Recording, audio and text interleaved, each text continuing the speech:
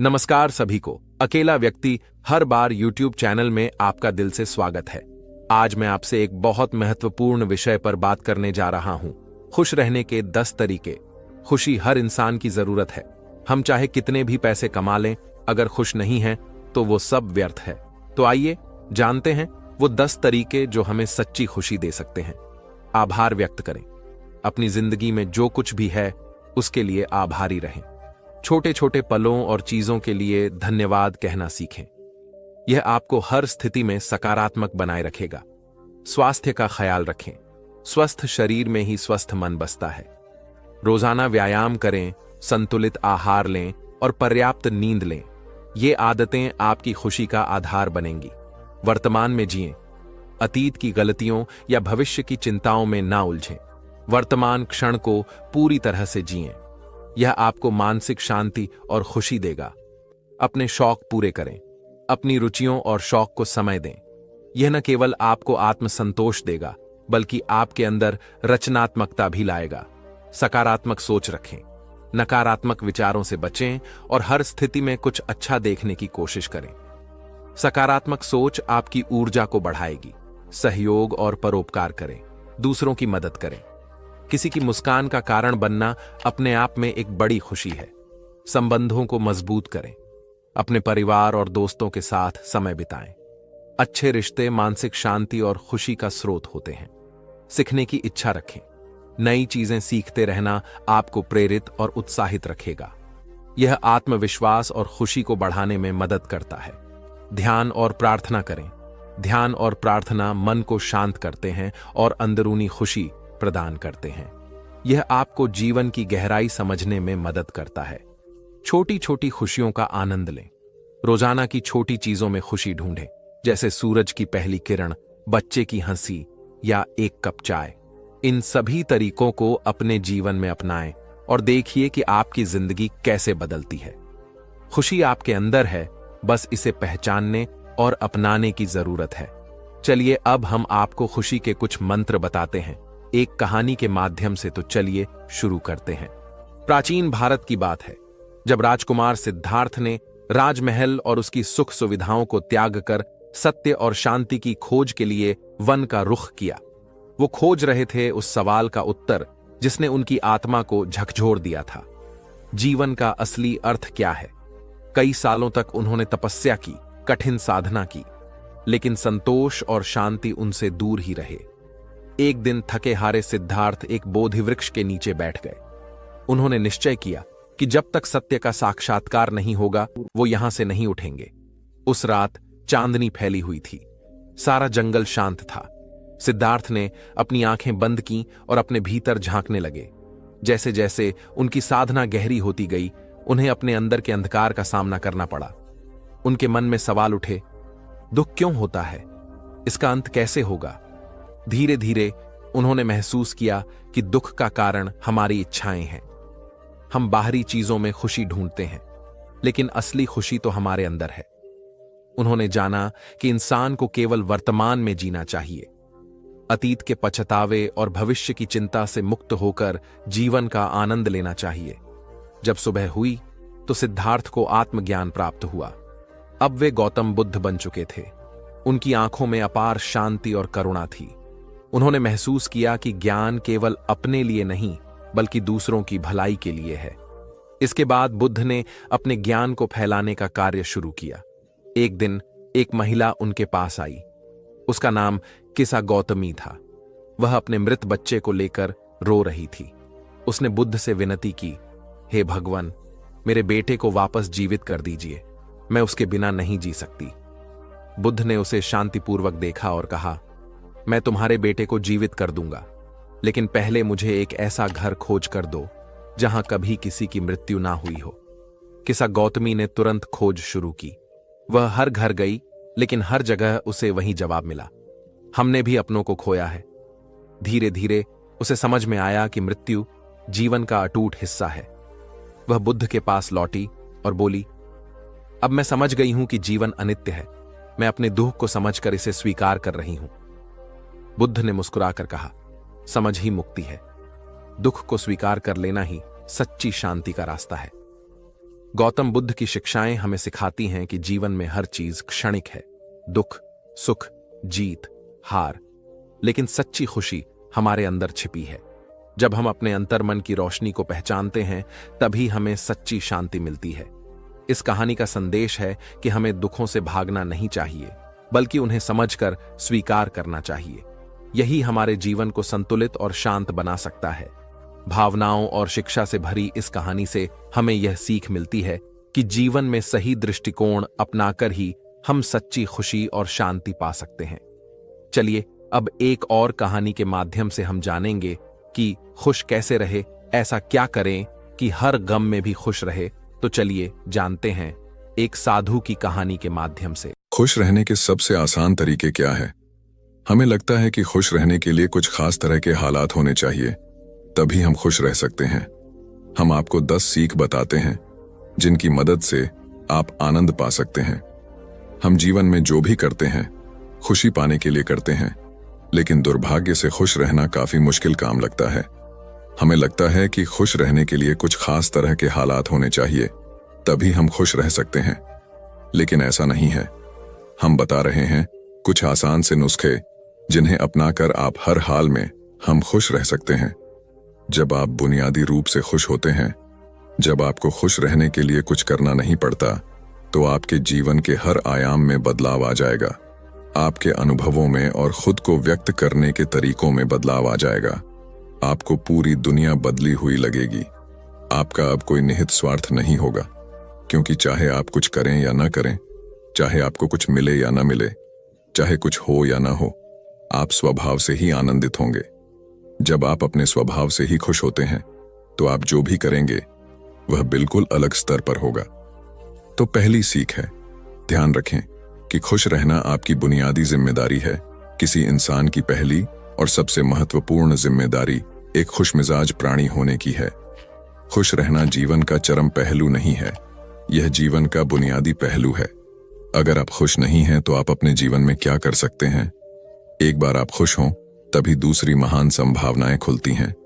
चाहे आप जो भी करें, आप अपने अंदरूनी गुणों को ही विस्तार देते हैं और जगाते हैं। चाहे आप इस बात को पसंद करें या नहीं, हकीकत यही है। जब तक कि कोई महत्वपूर्ण चीज आपके भीतर घटित नहीं होती, आप दुनिया के लिए कुछ बहुत महत्वपूर्ण नहीं कर सकते। इसलिए अगर आप दुनिया के बारे में चिंतित हैं, तो पहली चीज आपको यह करनी चाहिए कि खुद को एक खुशमिजाज प्राणी में रूपांतरित करें। दूसरी सीख, पहचानें कि खुशी आपकी मूल प्रकृति है। इससे कोई फर्क नहीं पड़ता कि आप अपने जीवन में क्या कर रहे हैं, चाहे वह कारोबार हो, सत्ता, शिक्षा या सेवा। आप ऐसा इसीलिए कर रहे हैं क्योंकि आपके भीतर कहीं गहराई में एक भावना है कि इससे आपको खुशी मिलेगी। इस धरती पर हम जो कुछ भी करते हैं वह खुश रहने की इच्छा से करते हैं, क्योंकि यह हमारी मूल प्रकृति है। जब आप बच्चे थे तो आप यूं ही खुश थे, वही आपकी प्रकृति है। खुशी का स्रोत आपके भीतर है, आप उसे हमेशा के लिए एक जीवंत अनुभव बना सकते हैं। तीसरी सीख, चीजों का महत्व पहचानें। आज सुबह क्या आपने देखा कि सूर्य बहुत अद्भुत तरीके से उगा? फूल खिले, कोई सितारा नीचे नहीं गिरा, तारामंडल बहुत अच्छी तरह काम कर रहे हैं, सब कुछ व्यवस्थित है। आज समूचा ब्रह्मांड बहुत बढ़िया तरीके से काम कर रहा है, मगर आपके दिमाग में आया किसी विचार का एक कीड़ा आपको यह मानने पर मजबूर कर देता है कि आज बुरा दिन है। कष्ट मुख्य रूप से इसलिए होता है क्योंकि ज्यादातर इंसान इस जीवन के प्रति सही नजरिया खो बैठे हैं। उनकी मनोवैज्ञानिक प्रक्रिया अस्तित्व की प्रक्रिया से कहीं बड़ी हो गई है, या सीधे सीधे कहें तो आपने अपनी रचना को सृष्टा की सृष्टि से कहीं अधिक महत्वपूर्ण बना दिया है। यह सारी पीड़ा का बुनियादी स्रोत है। हम इस बात की पूरी समझ खो बैठे हैं कि यहां जीवित रहने के क्या मायने हैं। आपके दिमाग में आया कोई विचार या आपके मन की कोई भावना फिलहाल आपके अनुभव की प्रकृति को तय करती है, और यह भी हो सकता है कि आपके विचार और भावना का आपके जीवन की सीमित हकीकत से कोई लेना देना न हो। पूरी सृष्टि बहुत बढ़िया तरीके से घटित हो रही है, मगर सिर्फ एक विचार या भावना सब कुछ नष्ट कर सकती है। चौथी सीख है, अपने मन या दिमाग को उसके असली रूप में देखें। जिसे आप मेरा मन कहते हैं, वह असल में आपका नहीं है। आपका अपना कोई मन नहीं है, कृपया इस पर ध्यान दें। जिसे आप मेरा मन कहते हैं, वह बस समाज का कूड़ेदान है। कोई भी और हर कोई जो आपके पास से गुजरता है वह आपके दिमाग में कुछ न कुछ डाल जाता है। आप वाकई यह चुन नहीं सकते कि किससे आपको चीजें ग्रहण करनी है और किससे नहीं करनी। अगर आप कहते हैं मुझे यह व्यक्ति पसंद नहीं है, तो आप किसी भी और से ज्यादा उस इंसान से ग्रहण करेंगे। आपके पास कोई चारा नहीं है। अगर आपको इस बात की जानकारी हो कि उसे ठीक करके कैसे इस्तेमाल करना है, तो यह कूड़ेदान उपयोगी हो सकता है। असर और जानकारी का यह ढेर जो आपने जमा किया है वह सिर्फ दुनिया में जीवित रहने के लिए उपयोगी है। आप कौन हैं, इससे उसका कोई संबंध नहीं है। 5वीं सीख, मन से अपने बुनियादी अस्तित्व की ओर बढ़ें। जब हम किसी आध्यात्मिक प्रक्रिया की बात करते हैं तो हम मन से अपने बुनियादी अस्तित्व की ओर जाने की बात करते हैं। जीवन का संबंध इस सृष्टि से है जो यहाँ मौजूद है।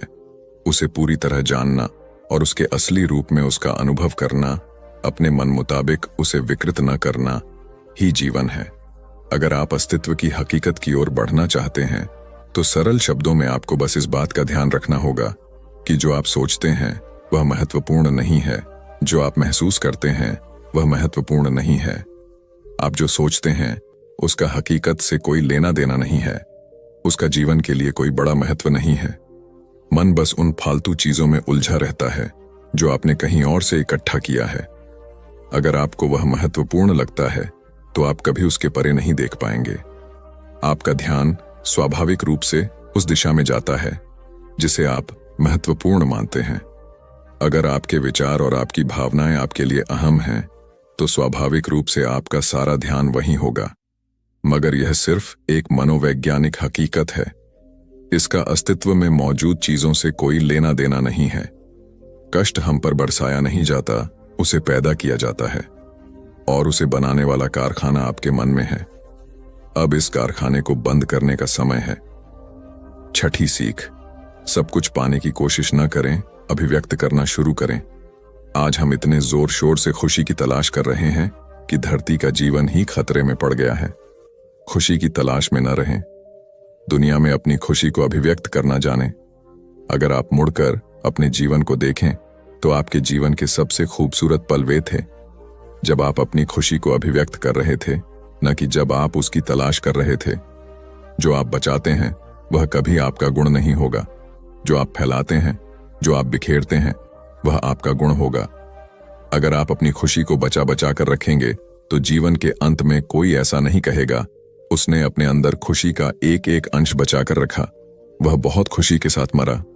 वे कहेंगे यह भयानक प्राणी अपनी जिंदगी में कभी मुस्कुराया तक नहीं। लेकिन अगर आप हर दिन अपनी खुशी और प्यार को फैलाएंगे तो लोग कहेंगे अरे वह एक खुश मिजाज और प्यार करने वाला इंसान था। 7वीं सीख, पंटर सुख और दुख में मुस्कुराइए। सुबह जब आप उठते हैं तो पहली चीज आपको यह करनी चाहिए कि आप मुस्कुराएं। किस पर? किसी पर नहीं, क्योंकि आप जगे, यह कोई छोटी बात नहीं है। लाखों लोग जो कल रात सोए थे आज नहीं उठे, मगर आप और मैं उठे। क्या यह बहुत बढ़िया बात नहीं है कि आप जगे? इसलिए अपने जगने पर मुस्कुराइए। इसके बाद आसपास देखिए और अगर कोई है तो उन्हें देखकर मुस्कुराइए। बहुत सारे लोगों के साथ ऐसा हुआ कि उनका कोई प्रियजन आज सुबह नहीं जगा। आपको जो भी लोग प्यारे हैं वे जगे। वाह, ये तो बहुत अच्छा दिन है ना? फिर बाहर जाइए और पेड़ों को देखिए, वे भी पिछली रात को नष्ट नहीं हुए। बहुत से लोगों को यह अजीब लग सकता है, मगर आपको इसका महत्व तब पता चलेगा जब आपका कोई प्रियजन सुबह नहीं उठेगा। इसका महत्व जानने के लिए तब तक का इंतजार न करें। यह कोई अजीब या हंसने वाली बात नहीं है। यह सबसे कीमती चीज है कि आप जीवित हैं और जो भी आपके लिए मायने रखता है वह जीवित है। इस दुर्भाग्यपूर्ण रात जब इतने सारे लोग नहीं उठे और कितने सारे लोगों के प्रियजन नहीं उठे, तब आप और आपके प्रियजन उठ पाए। क्या यह शानदार चीज नहीं है? इसका महत्व समझें और कम से कम मुस्कुराएं। कुछ लोगों को प्यार से देखना सीखें। 8वीं सीख, खुद को याद दिलाएं। बहुत से लोगों को यह सब भूलने में बस घंटा भर लगता है और जल्दी ही उनका रेंगने वाला दिमाग किसी को काटने के लिए आतुर हो जाता है। इसलिए हर घंटे खुद को एक खुराक दें। जीवन की अहमियत याद दिलाएं। अगर आप बहुत ही संवेदनहीन हैं तो हर आधे घंटे में खुद को याद दिलाएं। अगर आप भीषण रूप से संवेदनहीन हैं तो खुद को हर 5 मिनट पर याद दिलाएं। अपने आप को याद दिलाने में बस 10 सेकंड लगते हैं। आप इसे बस 2 सेकंड में भी कर सकते हैं। मैं जीवित हूं, तुम जीवित हो। और क्या चाहिए? 9वीं सीख, जो आपके अंदर है उसे बदलें वर्तमान में। आपके जीवन की गुणवत्ता उन कपड़ों से तय नहीं होती जो आप पहनते हैं। वह आपकी शैक्षिक योग्यताओं, आपकी परिवार की स्थिति या आपके बैंक बैलेंस से तय नहीं होती। आपके जीवन की गुणवत्ता इस पर निर्भर करती है कि आप अपने भीतर कितने शांत और खुश हैं।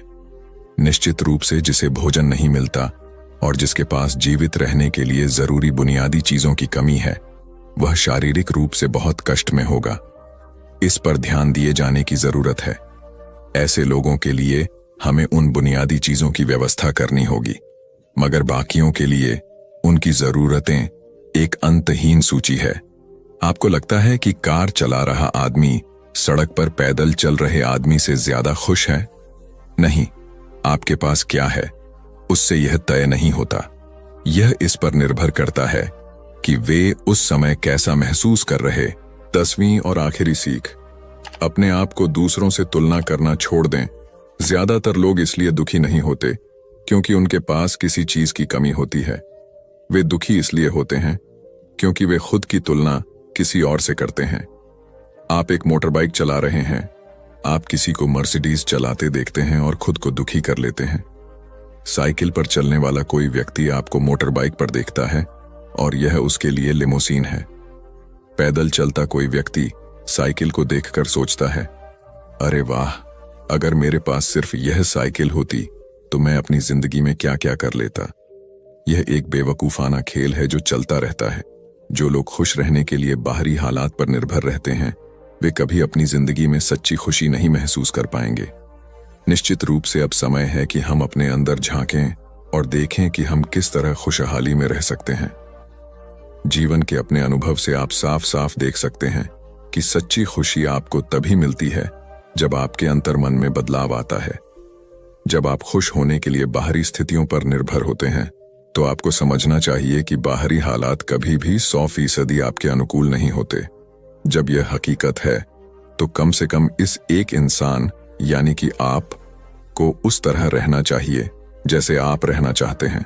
अगर आप अपने अंदर उस तरह होते हैं जिस रूप में आप खुद को रखना चाहते हैं, तो आप कुदरती तौर पर खुश होंगे। यह कोई ऐसी चीज नहीं है जिसे आपको खोजना पड़े। अगर आप अपनी मूल प्रकृति में वापस चले जाते हैं, तो आप सिर्फ खुश ही रहेंगे। हमारी दूसरी कहानी है, अपने मन पर नियंत्रण कैसे करें। आज हम आपको मन पर नियंत्रण करने के 10 उपाय बताएंगे। अगर आप फॉलो करते हैं तो यकीनन आप अपने मन पर नियंत्रण कर पाएंगे। तो चलिए दोस्तों, हम आपको एक एक करके समझाते हैं।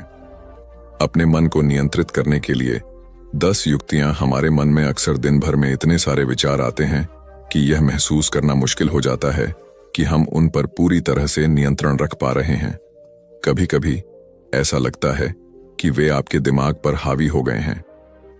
आप एक ऐसे दिन के बाद बिस्तर पर लेट रहे हैं जो कभी खत्म होता नहीं दिख रहा था। आपका शरीर थका हुआ है और आपके तकिए आपको बुला रहे हैं, लेकिन जैसे ही आप बिस्तर पर लेटते हैं, आपका दिमाग पागल हो जाता है।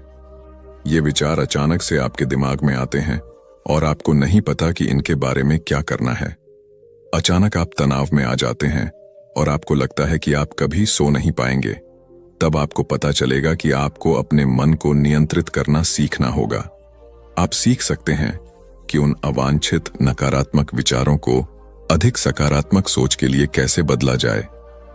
यह आपकी उंगलियों के इशारे से नहीं होगा, लेकिन निरंतर प्रयास से आप अपने विचारों को अधिक उत्पादक, सकारात्मक चीजों पर केंद्रित करने में सक्षम होंगे।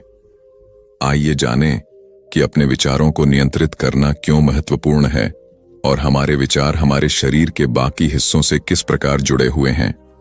अवांछित विचार क्या हैं? हम जानते हैं कि सकारात्मक सोच और आशावाद वास्तव में हमारे स्वास्थ्य और शारीरिक कल्याण में सुधार कर सकते हैं, लेकिन अवांछित विचार हमें नकारात्मक भावनाओं से भर सकते हैं और हमें पराजित महसूस करा सकते हैं। वे हमें अतीत में उलझाकर या भविष्य के बारे में चिंतित महसूस कराकर वर्तमान क्षण से दूर ले जाते हैं। अवांछित विचारों के साथ हम नकारात्मक आत्मचर्चा से जूझ सकते हैं, क्योंकि हम कम आत्मविश्वास महसूस करते हैं, अधिक आत्मसंदेह करते हैं और हमारा आत्मसम्मान कम होता है। कभी कभी ये नकारात्मक विचार स्वतः स्फूर्त लग सकते हैं। शायद किसी बात ने आपको किसी ऐसे दोस्त की याद दिला दी हो जिसे आपने खो दिया हो, या कोई अवसर चूक गया हो। उस समय आपके अवांछित विचार आपके काम को नुकसान पहुंचा सकते हैं या आपको कुछ नया करने से रोक सकते हैं। और अगर आप अपने मानसिक स्वास्थ्य से जूझ रहे हैं तो यह और भी बुरा हो सकता है। शोध से पता चला है कि अवसाद अधिक नकारात्मक विचार पैदा करता है, जिससे आपके अपने मन को नियंत्रित करना कठिन हो जाता है। अगर हम अपने विचारों पर नियंत्रण पाने के लिए प्रयास नहीं करते हैं तो हमारे अवांछित विचार हमारे समग्र स्वास्थ्य पर नकारात्मक प्रभाव डाल सकते हैं। अगर आपको लगता है कि अवांछित विचारों से जूझने वाले आप अकेले नहीं हैं, तो आप अकेले नहीं हैं। बेटर अप में हमारे कोच स्वस्थ स्वास्थ्य के निर्माण की दिशा में काम करते समय सहायता और मार्गदर्शन प्रदान करते हैं। अवांछित विचारों से दूर अपने मन पर नियंत्रण पाना सीखना आसान नहीं है। इसके लिए कड़ी मेहनत और भरपूर ध्यान की आवश्यकता होती है। कुछ दिनों में आपके अवांछित विचार आप पर भारी पड़ सकते हैं, लेकिन महत्वपूर्ण बात यह है कि आप इस विचार से बचें। क्या आप अपने मन को नियंत्रित कर सकते हैं? क्योंकि आप निश्चित रूप से कर सकते हैं। माइंडफुलनेस मेडिटेशन और श्वास व्यायाम का अभ्यास करें। अपने आत्मसंवाद में अपमान के स्थान पर सकारात्मक कथनों को शामिल करें। अपने दिमाग को शांत करने के लिए दिन में कुछ समय रुकें। नकारात्मक विचारों को जन्म देने वाली चीजों से बचें, जैसे सोशल मीडिया पर स्क्रॉल करना। यदि आप भ्रमित हैं या अनिश्चित हैं कि कैसे सोचें, तो अपने अवांछित विचारों जैसे चिंतन या बुरे रवैये का कारण बनने वाले पैटर्न की पहचान करने के लिए बेहतर आत्म जागरूकता विकसित करें। अपने भीतर के आलोचक को चुनौती देने और परिस्थितियों के प्रति अपने दृष्टिकोण को बदलकर अधिक सकारात्मक बनने का प्रयास करें।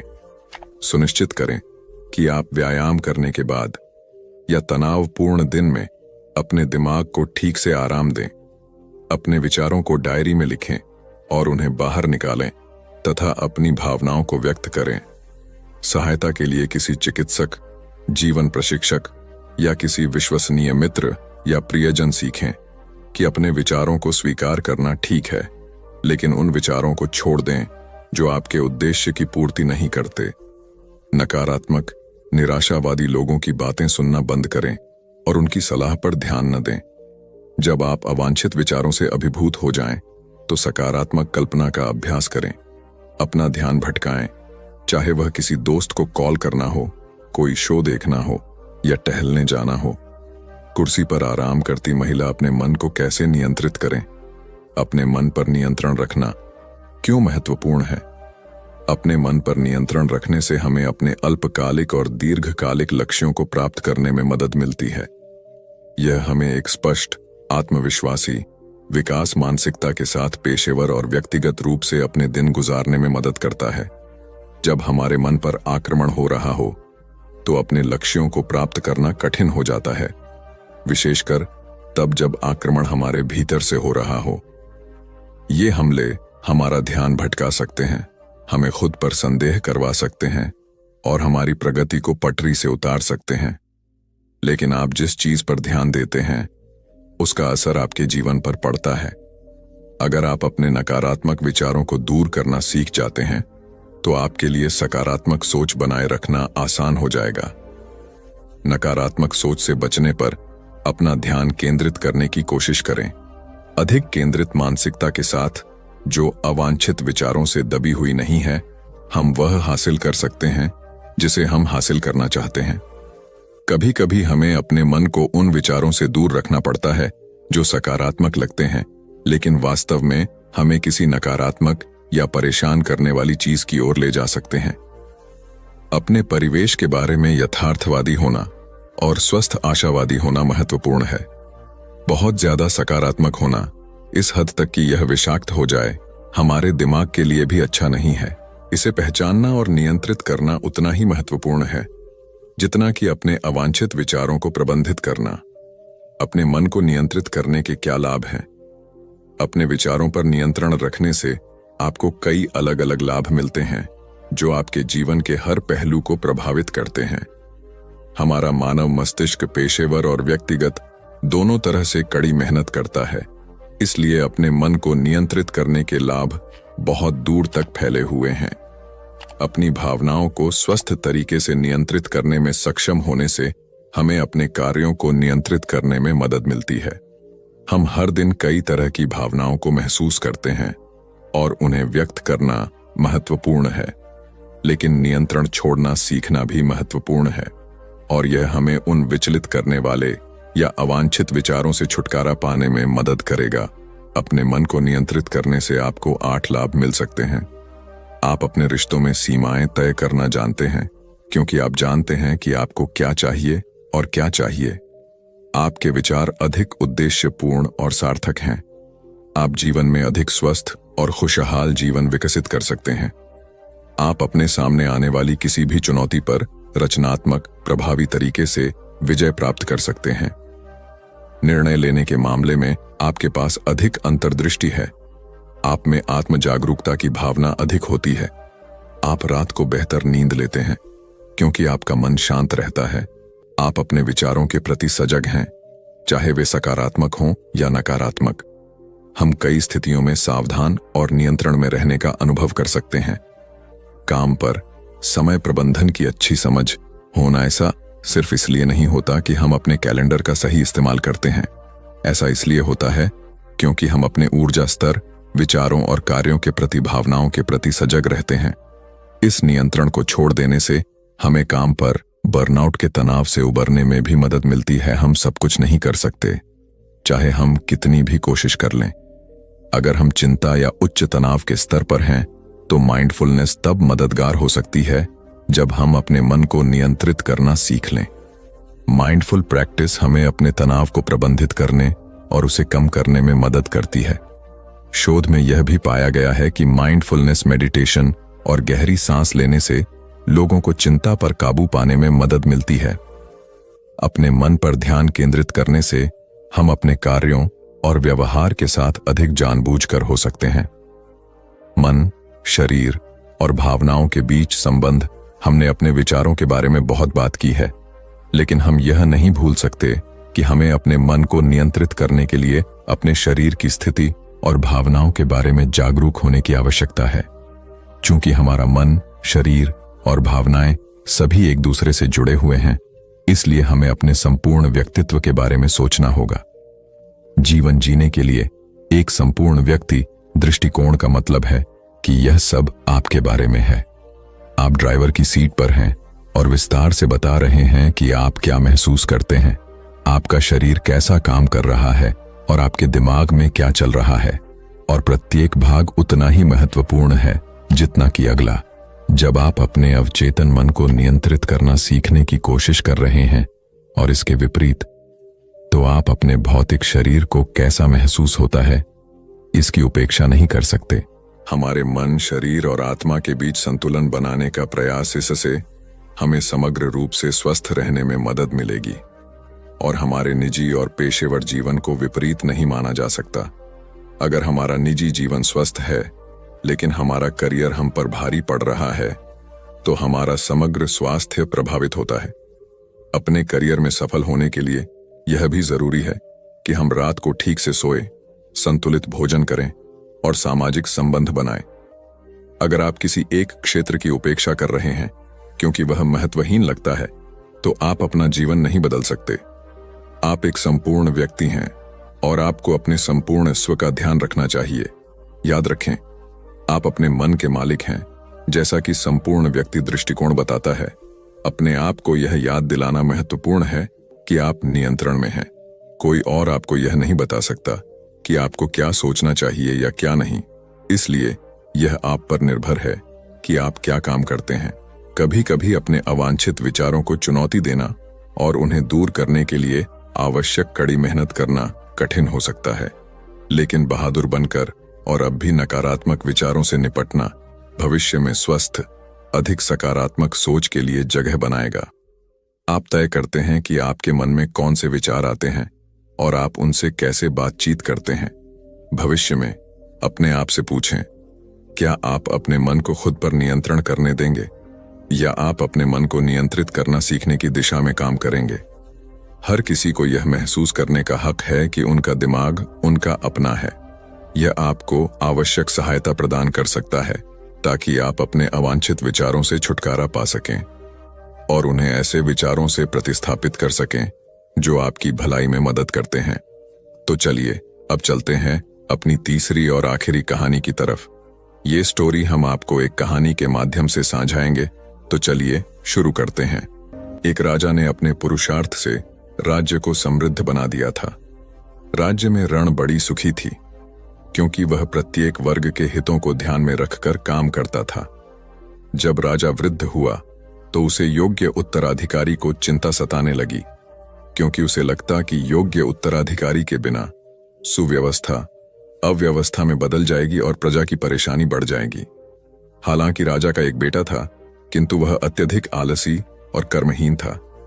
वह स्वयं को मालिक समझता और शेष सभी को अपना गुलाम। यह अहंकार उसके आचरण में सदैव झलकता था। राजा उसे सुधारने के उद्देश्य से बुद्ध के आश्रम में छोड़ आया। बुद्ध ने अगले ही दिन राजकुमार को आदेश दिया, वत्स, यहां से 5 कोस पर एक जंगल है। तुम वहां जाकर फूलों के कुछ पौधे ले आओ और उन्हें आश्रम के अहाते में लगा दो। यह सुनते ही राजकुमार को बड़ा क्रोध आया, क्योंकि उसने तो आदेश देना ही सीखा था। चूंकि उसके पिता ने बुद्ध को बात मानने को कहा था, इसलिए वह मन मारकर जंगल गया और फूलों के पौधे लाकर आश्रम में लगा दिए। राजकुमार ने उन्हें सींचा और जानवरों से बचाने के लिए उनकी रात दिन रखवाली की। कुछ महीनों में सारा आश्रम भांति भांति के सुंदर फूलों से खिल उठा। राजकुमार अपनी मेहनत का ऐसा फल देखकर बहुत प्रसन्न हुआ। बुद्ध ने उसे शाबाशी देते हुए समझाया, वत्स, याद रखो, जो सोता है उसका भाग्य भी सो जाता है और जो चलता है उसका भाग्य निरंतर उसके साथ चलता है। अब राजकुमार कर्मठ बन चुका था। राजा को अपना योग्य उत्तराधिकारी मिल गया था। कर्म सफलता की कुंजी है, अतः सदैव कर्मरत रहना चाहिए। एक दिन एक शिक्षित युवक बुद्ध के पास आया। उसने बुद्ध को प्रणाम कर अपनी जिज्ञासा रखी, गुरुजी, आप ईश्वर की बात करते हैं। क्या आपने ईश्वर के दर्शन किए हैं जो आप साधिकार इस विषय पर इतना कुछ कह पाते हैं? बुद्ध ने कुछ नहीं कहा और स्नेहपूर्वक उसके सिर पर हाथ फेर दिया। युवक ने समझा कि बुद्ध के पास मेरे प्रश्न का उत्तर नहीं है। फिर उन्होंने कहा, आओ हम कुछ देर यहाँ के बगीचे में घूमें। बगीचे में गुलाब और रजनीगंधा के सुगंधित फूल लगे थे। युवक बोला, गुरुजी, इन फूलों की सुगंध से सारा वातावरण महक रहा है। बुद्ध ने कहा, वत्स, तुम ठीक कहते हो, किंतु एक बात बताओ कि यह सुगंध तुम्हें दिखाई दे रही है? युवक बोला, जी नहीं, सुगंध तो अनुभव की जाती है। तब बुद्ध ने कहा, बस यही तुम्हारे प्रश्न का उत्तर है। तुम्हारे शरीर में जब कभी कहीं चोट लगती है तो दर्द होता है। क्या इस दर्द को तुम देख सकते हो? युवक बोला, नहीं, वह भी अनुभूत ही होता है। बुद्ध ने अंतिम रूप से युवक का समाधान करते हुए कहा, आत्मा और परमात्मा के साथ भी यही बात है। आत्मा को परमात्मा की अनुभूति के द्वारा उसका साक्षात्कार होता है, न कि स्थूल नेत्रों से। युवक अब पूर्णतः संतुष्ट था। बुद्ध का आभार मानते हुए वह चला गया।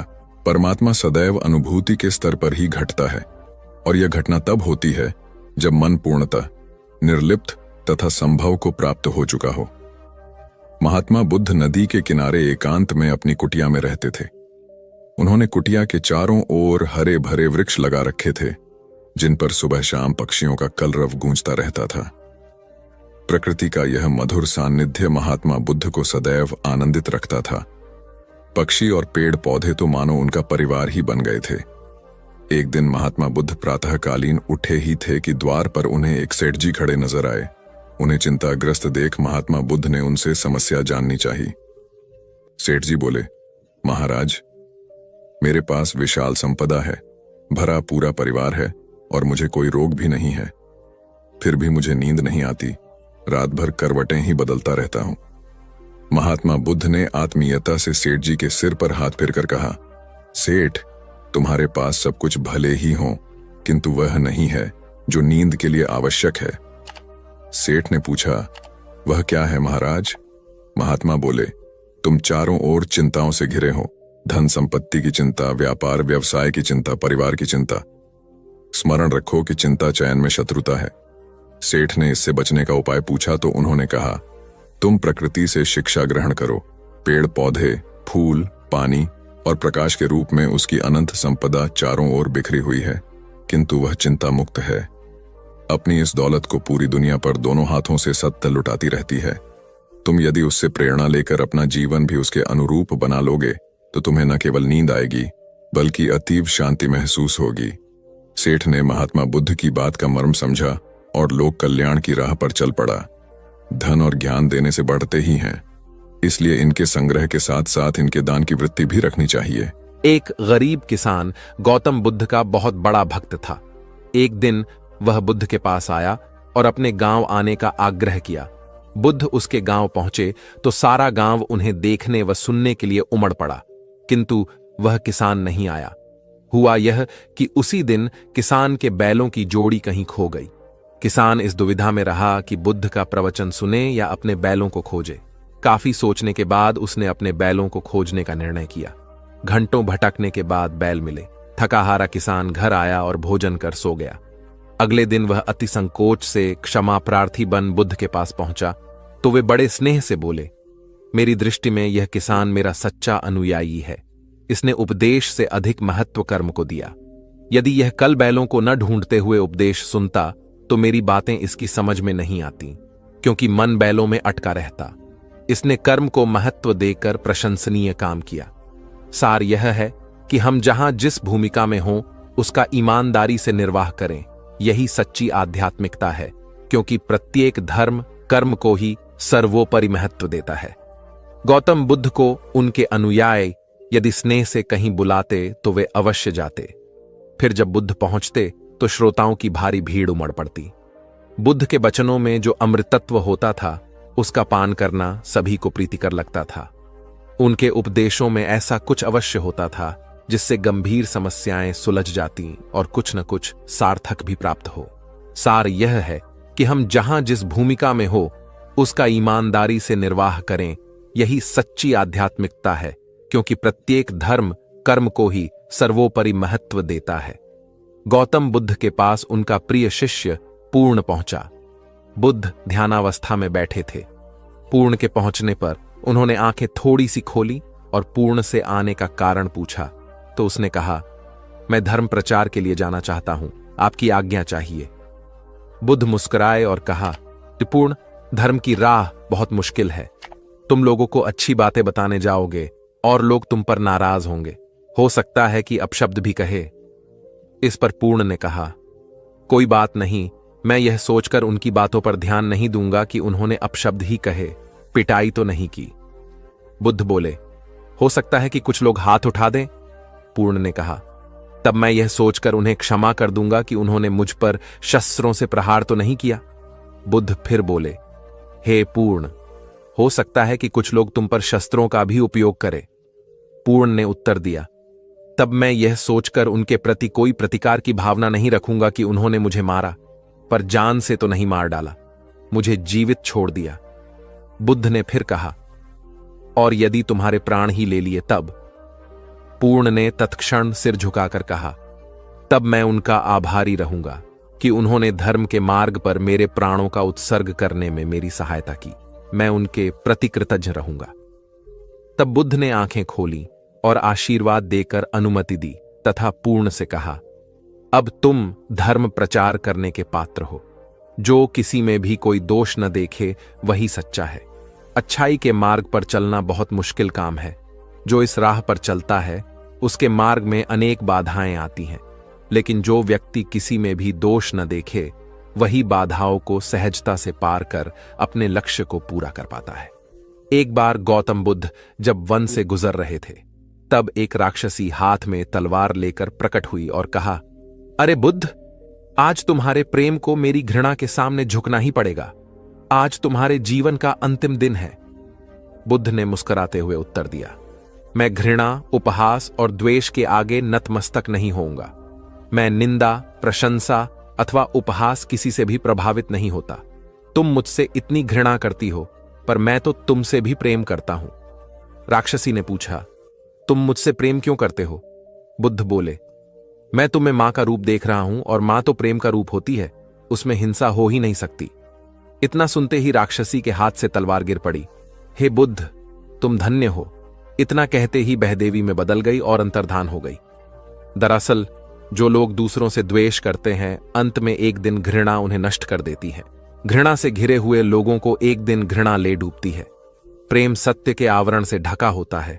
सत्य से जुड़ा हुआ व्यक्ति सदैव आनंद में जीता है। सत्य को केवल अपने तक सीमित मत रखो, उसे अपने कर्मों में ढालना होगा। सत्य रूपी गुलाब की खुशबू है कर्म। अपने कर्म को प्रेम और सत्य में डुबोकर करो। प्रेम और सत्य मनुष्य को विकास की ओर ले जाते हैं। ध्यान रहे कि ये दोनों मार्ग ईश्वर की ओर जाते हैं। इस मार्ग पर चलने वाले सहज में ही आनंद और शांति को पा लेते हैं। गौतम बुद्ध भ्रमण करते हुए वैशाली नगर के वन विहार में पहुंचे। उनके आगमन का समाचार पूरे नगर में फैल गया। कुछ ही समय में मानो पूरा नगर उनके दर्शन के लिए उमड़ पड़ा। बड़े व्यापारी, शिक्षाविद, समाज सेवी, अधिकारी और राज परिवार से जुड़े कई वरिष्ठ भी वहां पहुंचे। सभी की भावना थी कि तथागत बुद्ध अपने शिष्यों सहित उनके निवास पर पहुंचे एवं भोज का आमंत्रण स्वीकारें। बुद्ध सभी के निवेदन को सुन रहे थे और स्वभावगत मुस्कान के साथ आमंत्रण का आभार व्यक्त कर रहे थे। तभी वैशाली की यात गणिका आम्रपाली भी वहां पहुंची। वह बुद्ध की शिक्षा से प्रेरित होकर बहुत पहले ही अपनी गणिका वृत्ति त्याग चुकी थी। उसने भी बुद्ध को भोजन का आमंत्रण दिया। बुद्ध ने तत्काल उसे स्वीकार किया और अगले दिन भिक्षुओं सहित उसके घर आने की सहमति दे दी।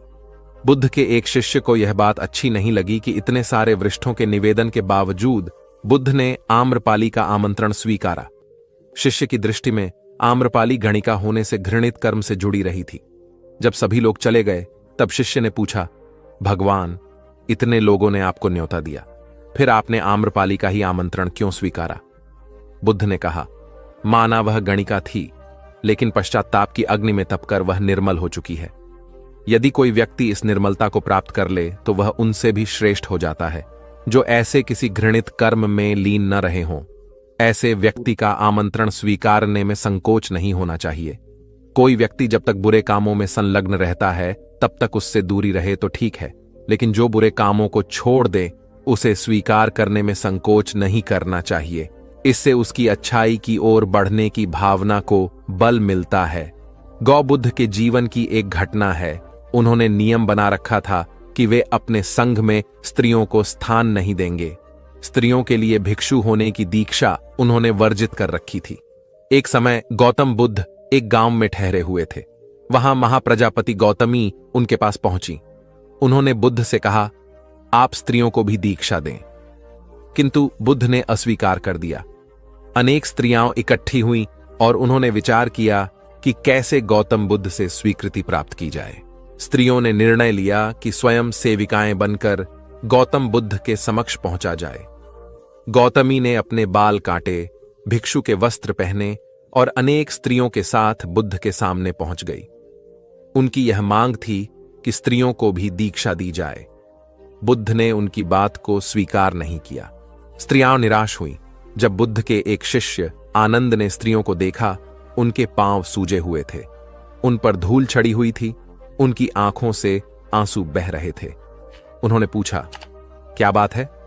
स्त्रियों ने कहा, बुद्ध उनके धर्म और नियम के अनुसार हमें भिक्षु होने की दीक्षा नहीं दे रहे हैं। जब आनंद ने व्यक्तिगत रूप से बुद्ध से निवेदन किया, बुद्ध को उन्होंने याद दिलाया, इस समय यह सामाजिक मान्यता है कि स्त्रियां मोक्ष की अधिकारी नहीं हैं, पुरुषों के मुकाबले निम्न हैं। तो क्या आप भी यह मानते हैं और इसलिए उन्हें दीक्षित नहीं कर रहे हैं? बुद्ध का उत्तर था, मुझे गलत न समझा जाए। मेरी मान्यता है कि पुरुष की तरह ही स्त्री भी निर्वाण प्राप्त कर सकती है, लेकिन मैं कुछ व्यावहारिक कारणों से स्त्रियों को संघ में शामिल करने और दीक्षा देने की स्वीकृति प्रदान नहीं कर रहा हूं। आनंद का उत्तर था, सिद्धांत और व्यवहार में परिवर्तन करना चाहिए। बुद्ध को बात जच गई और उन्होंने यह घोषणा की, जो स्त्रियां भिक्षु होना चाहेंगी उन्हें कुछ नियमों का पालन करना होगा। स्त्रियों ने स्वीकार किया और तब से स्त्रियां भी बौद्ध बनने लगीं। गौतम बुद्ध एक बार अपने शिष्यों के साथ प्रवास पर निकले। एक नगर से दूसरे नगर तक जाने की राह में वन पड़ता था। वन क्षेत्र में प्रवेश करने के साथ ही कुछ दूर चलने पर बुद्ध एक जगह रुक गए। पीछे आ रहे शिष्यों का समूह भी उन्हें देख उसी स्थान पर रुका, लेकिन वहां रुके रहना शिष्यों के लिए मुश्किल हो गया, क्योंकि सामने एक क्षत विक्षत शव पड़ा था और उसकी दुर्गंध वातावरण में फैल रही थी।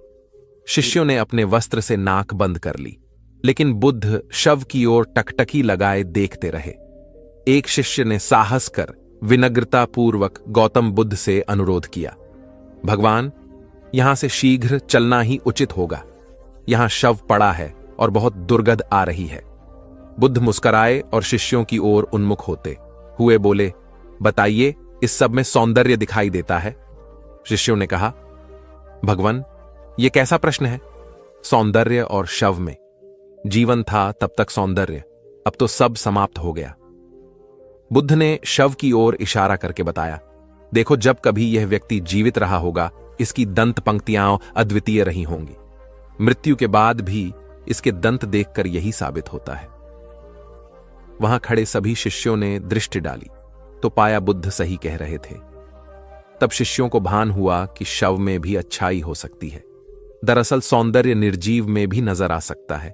केवल शर्त यह है कि दृष्टि बुद्ध के समान बुराई में भी अच्छाई देखने वाली होनी चाहिए। गुलाब की एक शाखा में फूल की तुलना में कांटे ही अधिक होते हैं, पर हम फूल चुनते हैं, कांटे नहीं। ठीक इसी तरह किसी में 100 बुराइयां नहीं, अच्छाई देखनी चाहिए। प्राचीन सियालकोट में एक बार बौद्धों का बहुत बड़ा भिक्षु संघ आया। इस संघ को एक ऐसे वेद पाठी ब्राह्मण के विषय में झांत हुआ जो इतना रूढ़िवादी था कि किसी अवैदिक पंडित की छाया भी स्वयं पर नहीं पड़ने देता था। उसे सुधारने का बीड़ा एक भिक्षु ने उठाया। अगले दिन वह अपना भिक्षा पात्र लेकर ब्राह्मण के घर पहुंच गया और पूछा, कुछ आहार पानी की सुविधा है? उसकी बात सुनकर घर के सभी लोग मौन रहे और उसकी ओर घृणा की दृष्टि से देखा। भिक्षु लौट आया। दूसरे दिन फिर गया और वही प्रश्न दोहराया। इस बार भी उसे चुप्पी और तिरस्कार का सामना करना पड़ा। वह पुनः लौट गया। एक दिन जब वह ब्राह्मण के घर पहुंचा तो ब्राह्मण वहां नहीं था। नित्य आने जाने से ब्राह्मणी का मन पसीज गया। वह बोली, मैं तो तुम्हें आहार पानी दे दूं, किंतु पंडित जी की नाराजगी के कारण विवश हूं। भिक्षु ने कहा, कोई बात नहीं बहन, मैं अपना काम करता हूं, तुम अपना काम करो। वापस लौटते हुए भिक्षु को ब्राह्मण मिल गया। उसने भिक्षु को खूब खरी खोटी सुनाई। तब भिक्षु ने कहा, इतने दिनों तक आपके घर से कुछ नहीं मिला, किंतु आज आपकी पत्नी ने नहीं दी है, अब किसी दिन हां भी मिल जाएगा।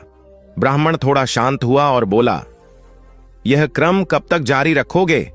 भिक्षु ने उत्तर दिया, जब तक जीवित हूं।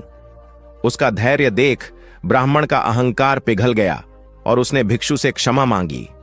वस्तुतः धैर्य व सहिष्णुता के बल पर बड़ी से बड़ी प्रतिकूलता को अनुकूलता में बदला जा सकता है।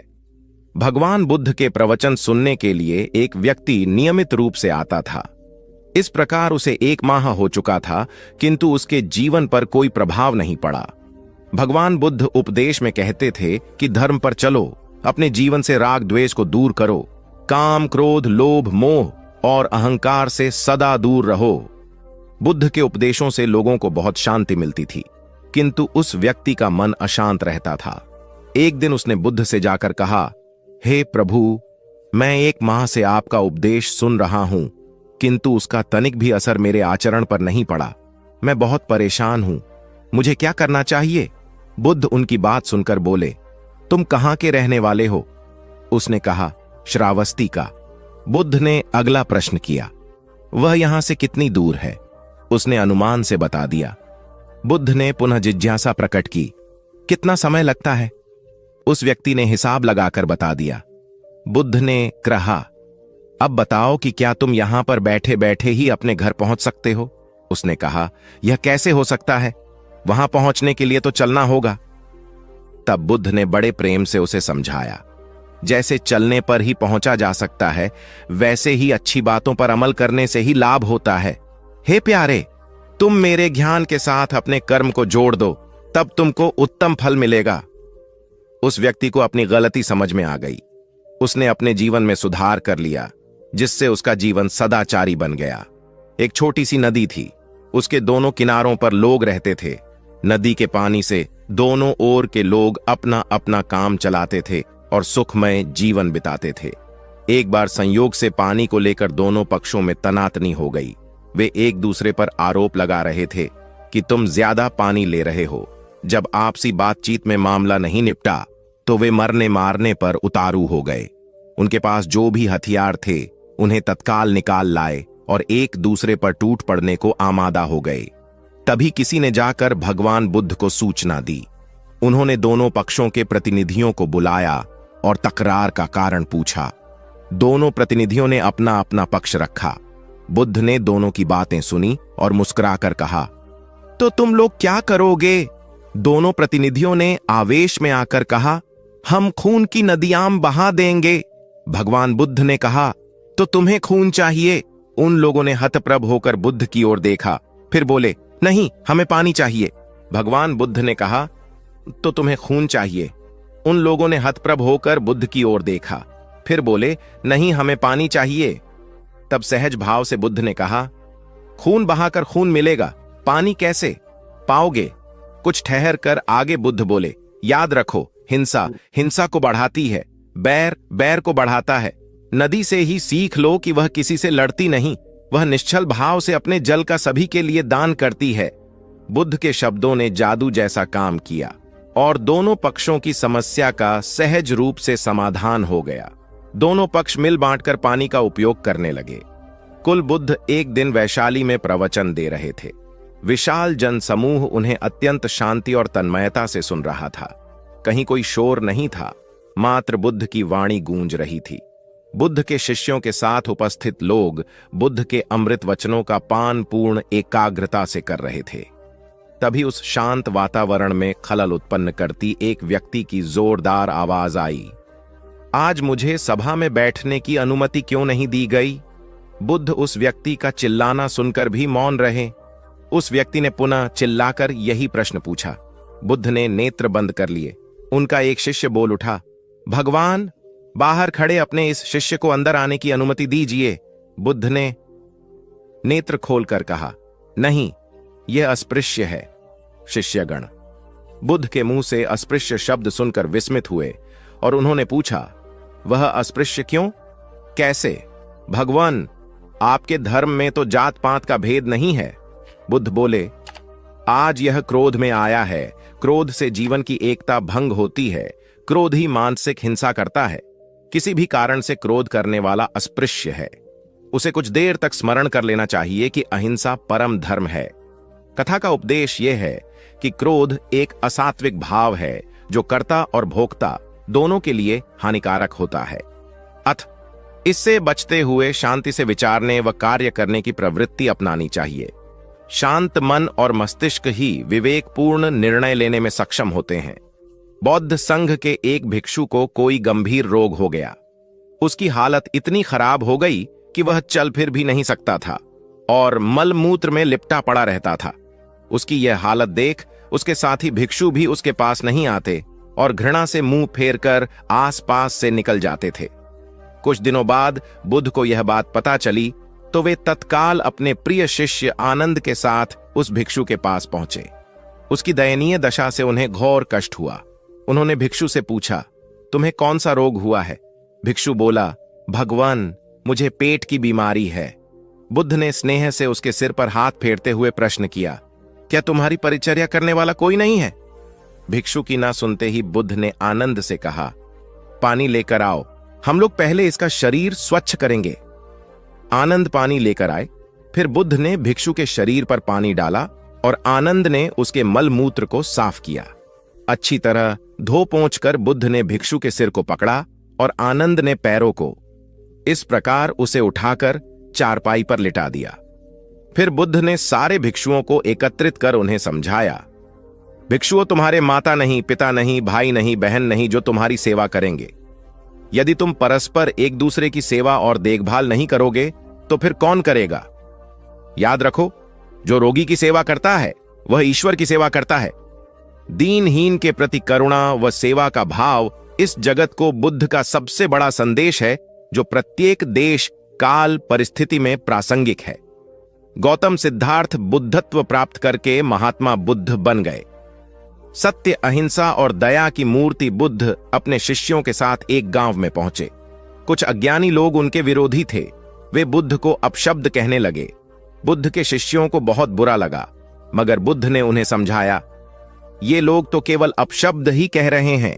अगर ये पत्थर भी मार रहे होते तो भी मैं कहता कि मारने दो। मैं जानता हूं कि ये लोग कुछ कहना चाहते हैं, लेकिन क्रोध के मारे वह कह नहीं पा रहे हैं। 10 साल पहले यदि यही लोग मुझे गाली देते तो मैं इन्हें भी गाली देता, लेकिन अब तो लेन देन से मुक्ति मिल चुकी है। क्रोध से अपशब्द निकलते हैं। यहां तो क्रोध भवन कब का ढह चुका है। अपशब्द कहने वाले बड़ी मुश्किल में पड़ गए। तभी बुद्ध ने अपने शिष्यों से पूछा, इस गांव में कुछ लोग अपशब्द कह रहे हैं, इन्हें बताओ कि वहां के लोग फल और मिठाइयां लेकर आए थे। बुद्ध ने पूछा, फिर मैंने क्या किया था? शिष्यों ने बताया, आपने सारे फल और मिठाइयां यह कहकर वापस कर दी कि अब लेने वाला विदा हो चुका है, इन्हें वापस ले जाओ। आपने कहा था कि 10 साल पहले आते तो मैं सारे उपहार ले लेता। बुद्ध ने पूछा, फिर उन लोगों ने मिठाइयों का क्या किया होगा? शिष्यों ने बताया, गांव में बांट दी होगी। बुद्ध बोले, उन लोगों ने मिठाइयां गांव में बांट दी, लेकिन मैं उन लोगों से कहूंगा कि अपशब्द में न बांटें। बुद्ध फिर बोले, ये लोग अपशब्दों के थाल सजाकर लाए हैं, लेकिन ये गलत आदमी के पास आ गए हैं। ये मुझसे क्रोध नहीं करवा सकते। ठीक खूंटी की तरह जो किसी को नहीं टांगती, लोग उस पर वस्त्र टांग देते हैं। एक बार जैतवन के सभी ग्रामवासी भगवान बुद्ध के दर्शन करने और उपदेश सुनने के लिए एकत्र हुए। उस समय महाकश्यप, मौदगल्यायन, सारिपुत्र, चुंद और देवदत्त जैसे प्रबुद्ध जन बुद्ध के साथ धर्म विषय गंभीर चर्चा में तन्मय थे। ग्रामवासी थोड़ा ठिठक कर खड़े हो गए, क्योंकि इतने ज्ञानी जनों के बीच उन सभी को असहज सा महसूस हो रहा था। कुछ देर बाद बुद्ध की दृष्टि इन ग्रामवासियों पर पड़ी। उन्होंने तुरंत धर्म चर्चा रोक दी। प्रबुद्ध जन बुद्ध के इस व्यवहार पर चकित हो उठे और प्रश्नात्मक दृष्टि से उनको ओर देखा। बुद्ध अनाथ पिंडक नामक जिज्ञासु से बोले, भद्र, उठो, सामने ब्राह्मण मंडली खड़ी है, उन्हें आसन दो और आतिथ्य की सामग्री ले आओ। अनाथ पिंडक ने पीछे मुड़कर देखा तो उसे ब्राह्मण मंडली तो कहीं नहीं दिखी। मैले कुचैले या फटे वस्त्रों में खड़े ग्रामवासियों का झुंड दिखाई दिया। पिंडक ने शक्ति स्वर में कहा, देव, उन लोगों में एक भी ब्राह्मण नहीं है। ये सभी तो निम्न जाति के हैं, कई तो इनमें शूद्र हैं। बुद्ध गंभीर होकर बोले, पिंडक, जो व्यक्ति सदा श्रद्धावान है वह ब्राह्मण ही है। ये लोग प्रयोजन के लिए भावयुक्त होकर आए हैं, इसलिए इस समय तो ये ब्राह्मण ही हैं। अत तुम इनका समुचित सत्कार करो। कथा का इंगित यह है कि व्यक्ति जन्म से नहीं, कर्म से ब्राह्मण होता है। जो सद्गुणी हों और सत्कर्मी हों, वे शूद्र जाति में जन्मने के बावजूद ब्राह्मण हैं तथा उसी रूप में उनका आदर किया जाना चाहिए। यदि जीवन का संतुलन बिगड़ा और थकान आई तो समझ लीजिए कि बीमारी आई, और यदि वापस ऊर्जा अर्जित करने के लिए विश्राम किया जा रहा है तो ऐसी थकान वरदान भी साबित हो सकती है। इन दिनों जिस तरह की हमारी जीवन शैली है, इसमें असंतुलन बहुत अधिक है। सुबह उठने से लेकर रात को सोने तक शरीर की कुछ नियमित क्रियाएं हैं, आदमी उसे भूल गया है। गौतम बुद्ध बहुत काम करते पर कभी थकते नहीं थे। आज भी कई साधु संत उतना ही परिश्रम कर रहे हैं जितना एक कॉर्पोरेट जगत का सफल व्यक्ति करता है, और जब वे रात को सोते हैं तो पूरी बेफिक्री के साथ। बुद्ध से उनके शिष्यों ने एक बार पूछा था, आप थकते नहीं? बुद्ध का उत्तर था, जब मैं कुछ करता ही नहीं तो थकूंगा कैसे? बात सुनने में अजीब लगती है, लेकिन है बड़ी गहरी। अध्यात्म ने इसे साक्षी भाव कहा है। स्वयं को करते हुए देखना, यह वह स्थिति होती है जब तन सक्रिय और मन विश्राम की मुद्रा में होता है। आज ज्यादातर लोग असमय, अकारण थक जाते हैं, जिसका एक बड़ा कारण असंतुलित जीवन है। एक होता है थकान को महसूस करना और दूसरा है स्वाभाविक थकान। जिस समय आपकी रुचियों, इच्छाओं और मूल स्वभाव में धीमापन आने लगे, अकारण चिड़चिड़ाहट हो जाए, समझ लें कि यह थकान बीमारी है। इसलिए प्रतिदिन योग, प्राणायाम और ध्यान करें।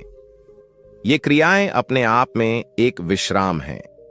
करने वाला कोई और है, हम तो महज उसके हाथों की कठपुतली हैं। ये मनोभाव भी थकान को मिटाएगा। क्या दिक्कत है ऐसा सोच लेने में? महात्मा बुद्ध ज्ञान प्राप्ति के लिए घोर तप में लगे थे। उन्होंने शरीर को काफी कष्ट दिया, यात्राएं की, घने जंगलों में कठिन साधना की, पर आत्मज्ञान की प्राप्ति नहीं हुई। निराश हो बुद्ध सोचने लगे, मैंने अभी तक कुछ भी प्राप्त नहीं किया, अब आगे क्या कर पाऊंगा। निराशा, अविश्वास के इन नकारात्मक भावों ने उन्हें क्षुब्ध कर दिया।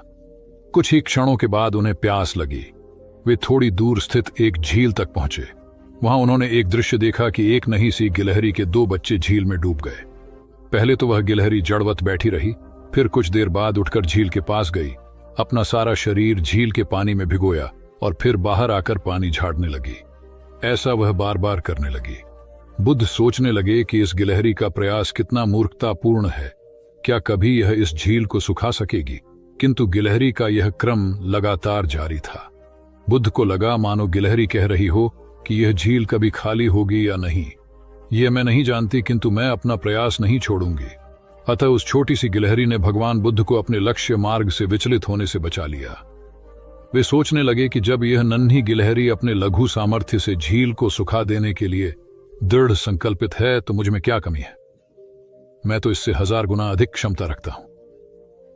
यह सोचकर गौतम बुद्ध पुनः अपनी साधना में लग गए और एक दिन बोधिवृक्ष तले उन्हें ज्ञान का आलोक प्राप्त हुआ। यह कथा असफलता के बावजूद प्रयासों की निरंतरता पर बल देती है। यदि हम प्रयास करना न छोड़े तो एक न एक दिन लक्ष्य की प्राप्ति हो ही जाती है। बुद्ध अपने साधना काल में एक निर्जन स्थान पर ध्यान मग्न बैठे थे। इसी स्थान पर एक यक्ष का वास था। ये बात बुद्ध को झांत नहीं थी। वे तो वहां पहुंचे और शांत वातावरण देखकर ध्यान मग्न हो गए। उस समय यक्ष वहां पर नहीं था। रात होने पर जब वह आया तो उस स्थान पर एक अनजान व्यक्ति को देखकर आग बबूला हो गया। बड़े जोर से वह दहाड़ा, किंतु बुद्ध का ध्यान भंग नहीं हुआ। यक्ष ने उन्हें हाथी का रूप धारण कर डराना चाहा, किंतु बुद्ध यथावत ध्यान मग्न बैठे रहे। उसने बुद्ध को डराने के लिए क्रमशः शेर, चीता, बाघ आदि का रूप धारण किया, किंतु बुद्ध अविचलित ही बने रहे। अंत में उसने भयंकर विषधर का रूप धारण कर उनके पैर के अंगूठे को ढंस लिया, किंतु बुद्ध पर उसके विष का भी कोई असर नहीं हुआ। वे अब भी अप्रभावित रहे।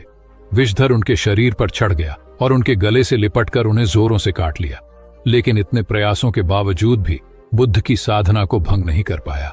थक हार कर नीचे उतर आया और उनसे कुछ कदमों की दूरी पर लेटकर अपनी थकान उतारने लगा। ध्यान पूर्ण होने पर बुद्ध ने उसकी तरफ देखा और उसे बहुत स्नेह से दुलारा। उनका निश्चल प्रेम देखकर सर्प का विष अमृत बन गया और यक्ष ने श्रद्धापूर्वक बुद्ध को नमन किया। कहानी का सार यह है कि मन की कलुषता पर एकाग्रता, स्नेह और संभव से ही विजय प्राप्त की जा सकती है। बौद्ध भिक्षु बोधि धर्म भ्रमण करते हुए एक गांव में पहुंचे। लोग उनका बहुत आदर करते थे। बोधि धर्म व उनके शिष्यों का ग्रामीणों ने हार्दिक सत्कार किया और फिर उनके पवित्र वचनों को सुनने के लिए उनके आसपास एकत्रित हो गए। बोधि धर्म लोगों को धर्म और आचरण विषयक अच्छी बातें सरल भाषा में समझाने लगे। तभी वहां एक व्यक्ति आया और बोधि धर्म को अपशब्द कहने लगा। उपस्थित जनसमूह ने उसे रोकने का बहुत प्रयास किया, किंतु वह नहीं माना तथा अनवरत बोधि धर्म को बुरा भला कहता रहा। लोगों ने कहा कि महाराज, ये व्यक्ति कितना उद्दंड है, निरर्थक ही आपको अपशब्द कह रहा है।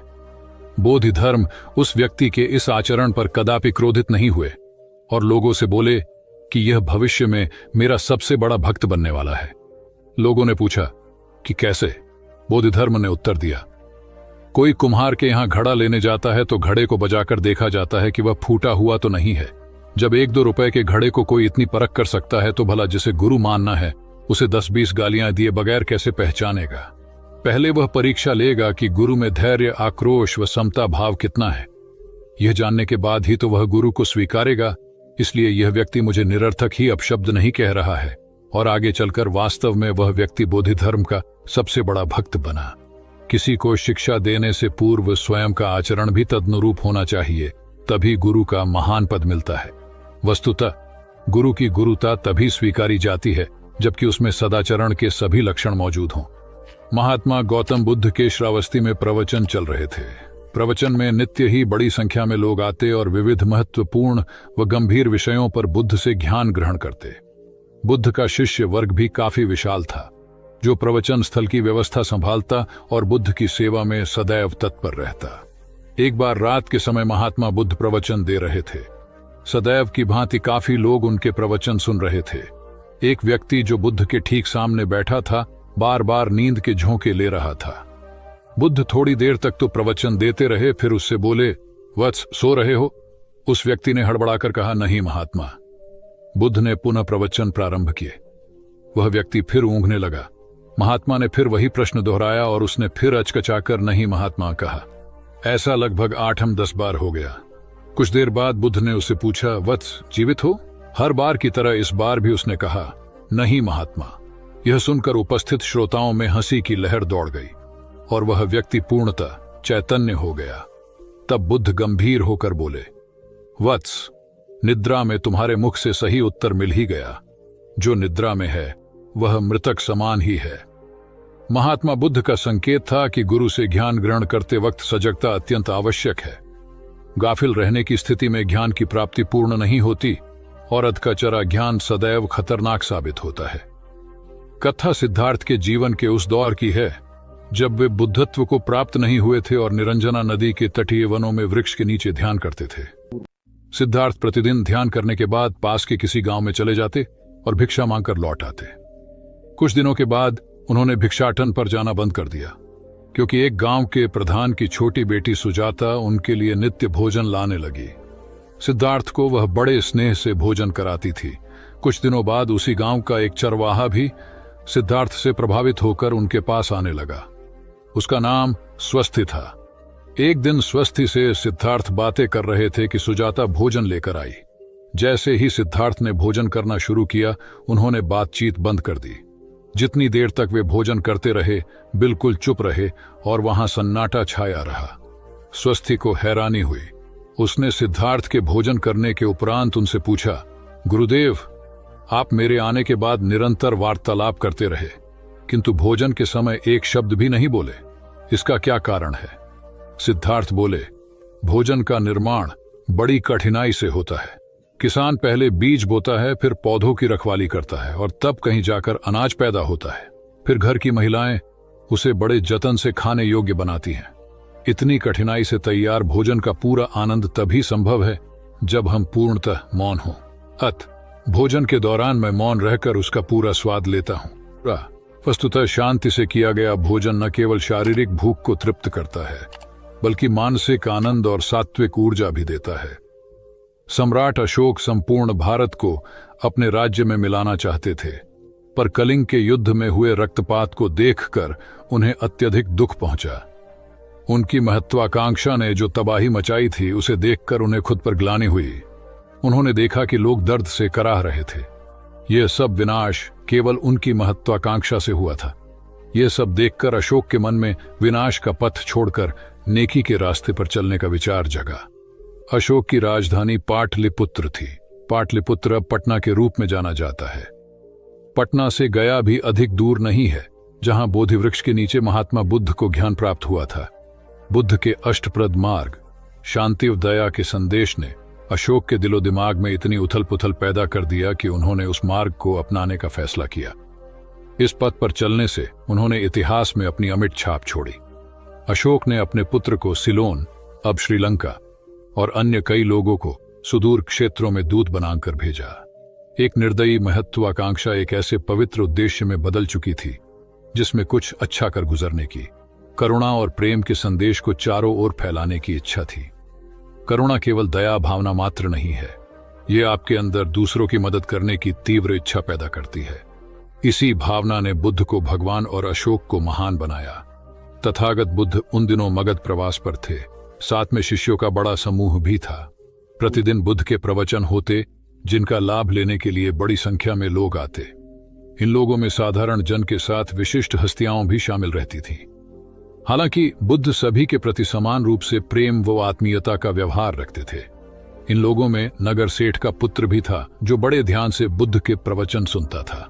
वह नित्य ही बुद्ध के शिष्यों के समक्ष बुद्ध की तारीफों के पुल बांधता और धन्य धन्य भाव से घर जाता। एक दिन प्रवचन समाप्त होने के बाद उसने किसी शिष्य से कहकर बुद्ध से मिलने की हार्दिक इच्छा प्रकट की। जब उसे बुद्ध के सामने ले जाया गया तो उसने उन्हें साष्टांग प्रणाम कर कहा, भगवान, आप जैसा तपस्वी और ज्ञानी व्यक्ति पहले न कभी हुआ था और न भविष्य में होगा। यह सुनते ही बुद्ध ने उसकी बात बीच में ही रोककर कहा, वत्स, क्या तुमने इतना अध्ययन कर लिया है कि अब तक कितने संत महापुरुष हुए हैं, और क्या भविष्य भी जान चुके हो कि आगे और कोई नहीं होगा? युवक लज्जित भाव से चुप खड़ा रहा, क्योंकि इस बात का उसके पास कोई जवाब नहीं था। बुद्ध ने अपनी बात समाप्त करते हुए उसे सीख दी, सदैव अपनी आंखें खुली रखो। जो जैसा है उसे वैसा ही महत्व दो, किसी से उसकी तुलना मत करो। कथा का सार यह है कि किसी भी क्षेत्र के अधिकारी विद्वान की स्वतंत्र रूप से प्रशंसा करना उचित है, किंतु सर्वश्रेष्ठ बताना अनुचित, क्योंकि श्रेष्ठता को व्यक्ति, समय व स्थान की सीमाओं में नहीं बांधा जा सकता। आनंद भगवान बुद्ध के प्रमुख व प्रिय शिष्य थे।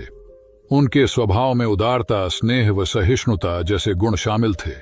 वे सभी के प्रति समान व्यवहार करते थे। उनकी दृष्टि में कोई छोटा या बड़ा नहीं था। एक बार आनंद कहीं जा रहे थे। रास्ते में उन्हें बड़े जोर की प्यास लगी। आसपास देखा तो निकट ही कुआं दिखाई दिया। वे वहां पहुंचे। कुएं से एक लड़की पानी भर रही थी। आनंद ने उसके पास जाकर कहा, बहन, मैं बड़ी दूर से आ रहा हूं, मुझे बहुत जोर से प्यास लगी है, कृपा कर पानी पिला दो। उनकी बात सुनते ही लड़की कांप उठी, क्योंकि वह अछूत जाति की थी। वह जानती थी कि किसी ऊंची जाति के व्यक्ति को पानी पिलाना उसके अधिकार क्षेत्र से बाहर है। वह निगाह नीची कर चुपचाप खड़ी रही। आनंद ने प्यास से व्याकुल होकर फिर कहा, बहन, तुमने सुना नहीं, प्यास के मारे मेरे प्राण निकले जा रहे हैं, मुझे पानी पिला दो। लड़की भयवश कुछ नहीं बोल पाई। जब आनंद ने बड़े स्नेह से उससे पानी न पिलाने का कारण पूछा तो वह बोली, मैं निम्न जाति की कन्या हूं, आपको पानी कैसे पिला सकती हूं?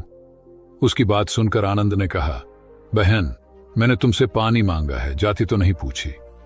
आनंद की उदारता ने उस कन्या का भय दूर कर दिया और उन्हें पानी पिलाकर वह धन्य हो गई। कथा का सार यह है कि ईश्वर की दृष्टि सम होने के कारण उसने सभी मनुष्यों को समान शरीर, बुद्धि और भावना से नवाजा है। अपने सृष्टिकर्ता के विरुद्ध जाकर मानव मानव में भेद करना सर्वथा अनुचित है। एक बार भगवान बुद्ध अपने शिष्यों के साथ पाटलिपुत्र पहुंचे। सभी लोग एक विहार में रुके। भोजन के बाद बुद्ध ने आनंद से अगले दिन से प्रवचन आरंभ करने को कहा। अगले दिन बुद्ध का प्रवचन सुनने बड़ी संख्या में लोग उपस्थित थे। बुद्ध प्रवचन देने के बाद लोगों से मिलते, उनकी समस्याएं सुनते और नेक सलाह देते। एक दिन प्रवचन के समय बुद्ध के शिष्य आनंद ने उनसे पूछा, भंते, आपके सामने हजारों लोग बैठे हैं, बताइए कि इनमें सबसे सुखी कौन है? बुद्ध ने एक विहंगम दृष्टि भीड़ पर डालते हुए कहा, वह देखो, सबसे पीछे एक दुबला पतला फटे वस्त्र पहने जो आदमी बैठा है, वह सर्वाधिक सुखी है। आनंद सहमत नहीं हुआ। वह बोला, यह कैसे संभव है? वह तो बहुत दयनीय जान पड़ता है। बुद्ध ने अपनी बात सिद्ध करने के लिए बारी बारी से सामने बैठे लोगों से पूछा, तुम्हें क्या चाहिए? किसी ने संतान मांगी तो किसी ने मकान, कोई रोग मुक्ति चाहता था तो कोई अपने शत्रु पर विजय। ऐसा एक भी व्यक्ति नहीं था जिसे कोई इच्छा ना हो। अंत में बुद्ध ने उस फटेहाल आदमी को बुलाकर पूछा, तुम्हें क्या चाहिए? उसने हाथ जोड़कर जवाब दिया, कुछ नहीं, यदि ईश्वर को मुझे कुछ देना ही है तो बस इतना कर दें कि मेरे अंदर कभी कोई चाह पैदा ना हो। मैं ऐसे ही स्वयं को सबसे बड़ा सुखी मानता हूं। उसकी बात सुनकर आनंद से बुद्ध ने कहा, आनंद, जहां चाह है वहां सुख नहीं हो सकता। आनंद ने बुद्ध की इस शिक्षा को सदा के लिए गांठ बांध लिया। सार यह है कि लालसा से लोभ बढ़ता है, जो असंतोष का जनक होता है। यदि सही अर्थों में सुख पाना है तो किसी लालसा की बजाय उपलब्ध स्थितियों में संतुष्ट रहना चाहिए। गौतम बुद्ध ने बहुत से अज्ञानी लोगों को सम्यक दृष्टि प्रदान की थी। तब को बात है, कौसाम्बी में एक ब्रह्मचारी रहता था। उसे अभिमान था कि उस जैसा कोई दविद्वान नहीं है, इसलिए अपने साथ सदैव जलती मशाल रखता था। गौतम बुद्ध ने देखा तो उसे पूछा, अरे, ये मशाल लिए क्यों घूमते हो? ब्रह्मचारी ने उत्तर दिया, सभी प्राणी अंधकार और अज्ञान में पथकश्रष्ट हैं, उन्हें रास्ता दिखाने के लिए मशाल लिए घूमता हूं। तथागत ने पूछा, क्या तुम्हें 4 प्रकार की विद्याओं, शब्द विद्या, नक्षत्र विद्या, राज विद्या व युद्ध विद्या का पूर्ण ज्ञान है? ब्रह्मचारी ने अपनी अनभिज्ञता प्रकट करते हुए मशाल फेंक कर तथागत के चरणों में मस्तक झुका दिया। उसका ज्ञान गर्व चूर हो गया। जो दूसरों को मूर्ख समझकर उनसे घृणा करता है, वो उस व्यक्ति की तरह है जो स्वयं अंधा होकर दूसरों को मशाल दिखाता घूमता है। अहंकारी कभी विवेकवान नहीं हो सकता और बिना विवेक के सत असत का ज्ञान नहीं हो सकता। अंततः ऐसे विवेकांत व्यक्ति को जीवन में कोई उपलब्धि प्राप्त नहीं होती, हताशा ही हाथ लगती है। काशाय वस्त्र पहन लिए। उसने सुना, आप एकाहारी हो गए हैं, वह भी एकाहारी हो गई। आपने उत्तम पलंग पर सोना त्याग दिया है, तो इसने भी त्याग दिया। आपने माला का त्याग किया, गंध का त्याग किया, तो इसने भी वह सब त्याग दिया। मायके वाले इसे संदेश भेजते हैं, वे इसे ले जाना चाहते हैं, लेकिन यह यहीं रहती है, इसी कक्ष में। यह गुण की मूर्ति है। राजा स्नेह से अपनी बहू को देखते रहे। अचानक तथागत उठे, उस कक्ष से बाहर चले गए। शाक्य मुनि ने शिष्यों को शांत रहने को कहा था, लेकिन वे स्वयं उस कक्ष से बाहर चले गए। मैं हमेशा सोचता हूं, उस पल क्या हुआ होगा, उनके मन के भीतर कैसे कैसे विचार उठते होंगे। क्या संबोधि एक लघु क्षण होता है या दीर्घ क्षण? क्या संबोधि एक अनंत अभ्यास है? क्या संयम उसका गरुड़यान है? धम्मपद का 13वां श्लोक बार बार याद आता है। यथागारम दुछेन बुट्टी समति विभजति एवं अभावितम चित्तम राघो समति विभजति। घर की छत मजबूत न हो, सही तरह से उसे घास फूस से ढका न गया हो, तो बरसात के दिनों में उसमें से पानी रिसता है, घर भर में फैल जाता है। उसी तरह ध्यान और एकाग्रता हमारे व्यक्तित्व की छत है। एक दिन एक व्यक्ति बुद्ध के पास पहुंचा। वह बहुत अधिक तनाव में था। अनेक प्रश्न उसके दिमाग में घूम घूम कर उसे परेशान कर रहे थे, जैसे आत्मा क्या है, आदमी मृत्यु के बाद कहां जाता है, सृष्टि का निर्माता कौन है, स्वर्ग नरक की अवधारणा कहां तक सच है और ईश्वर है या नहीं। उसे इन प्रश्नों के उत्तर नहीं मिल रहे थे। जब वह बुद्ध के पास पहुंचा तो उसने देखा कि बुद्ध को कई लोग घेर कर बैठे हैं। बुद्ध उन सभी के प्रश्नों व जिज्ञासाओं का समाधान अत्यंत सहज भाव से कर रहे हैं। काफी देर तक यह क्रम चलता रहा, किंतु बुद्ध धैर्यपूर्वक हर एक को संतुष्ट करते रहे। बेचारा व्यक्ति वहां का हाल देखकर परेशान हो गया। उसने सोचा कि इन्हें दुनियादारी के मामलों में पड़ने से क्या लाभ, अपना भगवत भजन करें और बुनियादी समस्याओं से ग्रस्त इन लोगों को भगाए। किंतु बुद्ध का व्यवहार देखकर तो ऐसा लग रहा था मानो इन लोगों का दुख उनका अपना दुख है। आखिर उस व्यक्ति ने पूछ ही लिया, महाराज, आपको इन सांसारिक बातों से क्या लेना देना? बुद्ध बोले, मैं ज्ञानी नहीं हूं और इंसान हूं। वैसे भी वह ज्ञान किस काम का जो इतना घमंडी और आत्म केंद्रित हो कि अपने अतिरिक्त दूसरे की चिंता ही न कर सके। ऐसा ज्ञान तो अज्ञान से भी बुरा है। बुद्ध की बातें सुनकर व्यक्ति को उलझन दूर हो गई। उस दिन से उसकी सोच व आचरण दोनों बदल गए। कथा का सार यह है कि ज्ञान तभी सार्थक होता है जब वह लोक कल्याण में संलग्न हो। महात्मा बुद्ध ने युवक को सत्संग का महत्व समझाया। महात्मा बुद्ध एक गांव में ठहरे हुए थे। वे प्रतिदिन शाम को वहां पर सत्संग करते थे। भक्तों की भीड़ होती थी क्योंकि उनके प्रवचनों से जीवन को सही दिशा बोध प्राप्त होता था। बुद्ध की वाणी में गजब का जादू था। तब बुद्ध ने उसे समझाया, यदि इसी तरह उसे पानी में निरंतर डालते रहोगे तो कुछ ही दिनों में ये छेद फूलकर बंद हो जाएंगे और टोकरी में पानी भर पाओगे। इसी प्रकार जो निरंतर सत्संग करते हैं उनका मन एक दिन अवश्य निर्मल हो जाता है। अवगुणों के छिद्र भरने लगते हैं और गुणों का जल भरने लगता है। युवक ने बुद्ध से अपनी समस्या का समाधान पा लिया। निरंतर सत्संग से दुर्जन भी सज्जन हो जाते हैं, क्योंकि महापुरुषों की पवित्र वाणी उनके मानसिक विकारों को दूर कर उनमें सद्विचारों का आलोक प्रसारित कर देती है। एक आदमी को बुद्ध ने सुझाव दिया कि दूर से पानी लाते हो, क्यों नहीं अपने घर के पास एक कुआं खोद लेते? हमेशा के लिए पानी की समस्या से छुटकारा मिल जाएगा। सलाह मानकर उस आदमी ने कुआं खोदना शुरू किया, लेकिन 7-8 फीट खोदने के बाद उसे पानी तो क्या, गीली मिट्टी का भी चिन्ह नहीं मिला। उसने वह जगह छोड़कर दूसरी जगह खुदाई शुरू की, लेकिन 10 फीट खोदने के बाद भी उसमें पानी नहीं निकला। उसने फिर तीसरी जगह कुआं खोदना शुरू किया, लेकिन यहां भी उसे निराशा ही हाथ लगी। इस क्रम में उसने 8-10 फीट के 10 कुएं खोद डाले, लेकिन पानी कहीं नहीं मिला। वह निराश होकर बुद्ध के पास गया। उसने बुद्ध को बताया कि मैंने 10 कुएं खोद डाले, मगर पानी एक में भी नहीं निकला। बुद्ध को आश्चर्य हुआ। वे स्वयं चलकर उस स्थान पर आए जहां उसने 10 गड्ढे खोदे हुए थे। बुद्ध ने उन गड्ढों की गहराई देखी और सारा माजरा समझ गए। फिर वे बोले, 10 कुएं खोदने की बजाय एक कुएं में ही तुम अपना सारा परिश्रम लगाते तो पानी कब का मिल गया होता। तुम सब गड्ढों को बंद कर दो, केवल एक को गहरा करते जाओ, पानी निकल आएगा। उसने बुद्ध को बात मानकर ऐसा ही किया। परिणाम स्वरूप कुआं पूर्ण होते ही पानी निकल आया। सबने भगवान बुद्ध की जय जयकार की। धन्ना सेठ के पास 7 पुश्तों के पालन पोषण जितना धन था। उसका व्यापार चारों तरफ फैला हुआ था, किंतु फिर भी उसका मन अशांत रहता था। कभी धन की सुरक्षा की चिंता, तो कभी व्यापारिक प्रतिस्पर्धा में आगे निकलने का तनाव। चिंता और तनाव के कारण वह अस्वस्थ रहने लगा। उसके मित्र ने उसकी गिरती दशा देखी तो उसे बुद्ध के पास जाने की सलाह दी। सेठ बुद्ध के पास पहुंचा और अपनी समस्या बताई। बुद्ध ने उसे सांत्वना देते हुए कहा, तुम घबराओ मत, तुम्हारा कष्ट अवश्य दूर होगा। बस तुम यहां कुछ दिन रहकर प्रभु का ध्यान किया करो। बुद्ध के कहे अनुसार सेठ ने रोज ध्यान करना शुरू कर दिया, किंतु सेठ का मन ध्यान में नहीं लगा। वह जैसे ही ध्यान करने बैठता, उसका मन फिर अपनी दुनिया में चला जाता। उसने बुद्ध को यह बात बताई, किंतु बुद्ध ने कोई उपाय नहीं बताया। थोड़ी देर बाद जब सेठ बुद्ध के साथ वन में सायंकालीन भ्रमण कर रहा था, तो उसके पैर में एक कांटा चुभ गया। वह दर्द के मारे कराहने लगा। बुद्ध ने कहा, बेहतर होगा कि तुम जी कड़ाकर कांटे को निकाल दो, तब इस दर्द से मुक्ति मिल जाएगी। सेठ ने मन कड़ाकर कांटा निकाल दिया। उसे चैन मिल गया। तब बुद्ध ने उसे समझाया, ऐसे ही लोभ, मोह, क्रोध, घमंड व द्वेष के कांटे तुम्हारे मन में गड़े हैं। जब तक अपने मन की संकल्प शक्ति से उन्हें नहीं निकालोगे, अशांत ही रहोगे।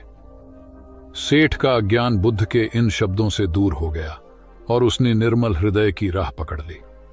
अपनी कुप्रवृत्तियों से मुक्ति के लिए संकल्पबद्धता अनिवार्य है। जब तक व्यक्ति दृढ़ निश्चय न कर ले, वह अपनी गलत आदतों से मुक्त नहीं हो सकता।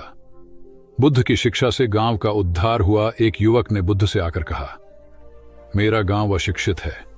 मैं अपने परिवार से झगड़कर थोड़ा बहुत पढ़ पाया हूं। आगे और पढ़ना चाहता हूं, किंतु सभी रोक रहे हैं। घर के लोग सोचते हैं कि खेती में खूब पैसा है और उसके लिए किसी शिक्षा की आवश्यकता नहीं है। यही सोच गांव वालों की भी है।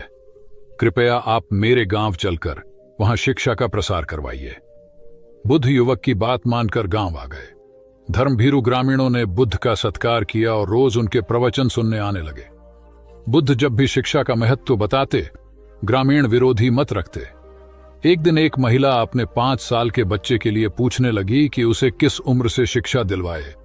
तब बुद्ध ने समझाया कि तुम्हें तो 5 वर्ष पूर्व उसकी शिक्षा शुरू कर देनी थी। उसे क्या खाना है, क्या नहीं, कैसे क्या बोलना है आदि बातें शुरू से सिखाओगी, तभी तो वह अपना उचित ख्याल रख सकेगा। बुद्ध की यह बात महिला सहित सभी ग्रामीणों को समझ में आ गई। उन्होंने अपने बच्चों को विद्यालय भेजना शुरू किया। यह समय वर्षा का था। युवक ने लोगों को जल संग्रहण की तकनीक बताई। अधिकांश ने उपहास किया, किंतु युवक अपना काम करता रहा। बुद्ध का सहयोग प्राप्त था, इसलिए किसी ने उसका खुलकर विरोध नहीं किया। जब गर्मी में भीषण जल संकट के कारण फसलें सूखने लगीं, तो युवक ने कुएं खुदवाए, जिनमें जल संग्रहण की तकनीक के कारण खूब पानी निकला। ग्रामीण अब शिक्षा का महत्व समझ चुके थे। धीरे धीरे संपूर्ण गांव शिक्षित हो गया। ज्ञान हर उम्र में अर्जित किया जा सकता है। यही ज्ञान हमें जीवन में आने वाली समस्याओं के समाधान की राह सुझाता है। एक गांव में 2 भाई रहते थे जो अपनी शैतानियों के लिए कुख्यात थे। उन्हें दूसरों को परेशान करने में बड़ा आनंद आता था। वे हर समय किसी न किसी को परेशान करने में लगे रहते थे। गांव के लोगों के साथ साथ उनके माता पिता भी उनकी ऐसी हरकतों के कारण बहुत दुखी थे। जब गांव का कोई व्यक्ति उनके माता पिता के पास उनकी शिकायत लेकर आता, तो वे दोनों को बहुत समझाते, किंतु दोनों भाइयों के कानों पर जूं तक नहीं रेंगती। एक दिन उनकी मां गांव में आए हुए महात्मा बुद्ध के पास गई और अपने बच्चों में किसी भी तरह ईश्वर का भय भर देने का आग्रह किया, ताकि वे लोग शैतानी से बाज आए। महात्मा बुद्ध ने मां से दोनों को एक एक करके उनके पास भेजने को कहा। मां ने अपने पहले लड़के को महात्मा बुद्ध के पास भेजा। वह जाकर महात्मा बुद्ध के पास बैठ गया। महात्मा बुद्ध ने उससे पूछा, ईश्वर कहाँ है? लड़के की कुछ समझ में नहीं आया और उसने कोई उत्तर नहीं दिया। तब महात्मा बुद्ध ने दोबारा यही सवाल कड़क कर पूछा, तो डर के मारे लड़का वहां से तेजी से भागा और भागते हुए अपने भाई के पास जा पहुंचा तथा बोला, भाई, तुम्हें पता है ईश्वर खो गया है और सब लोग इसके लिए हमें ही जिम्मेदार समझ रहे हैं। छोटा भाई भी इतना बड़ा आरोप सुनकर डर गया और उस दिन से दोनों ने शैतानी करना छोड़ दिया।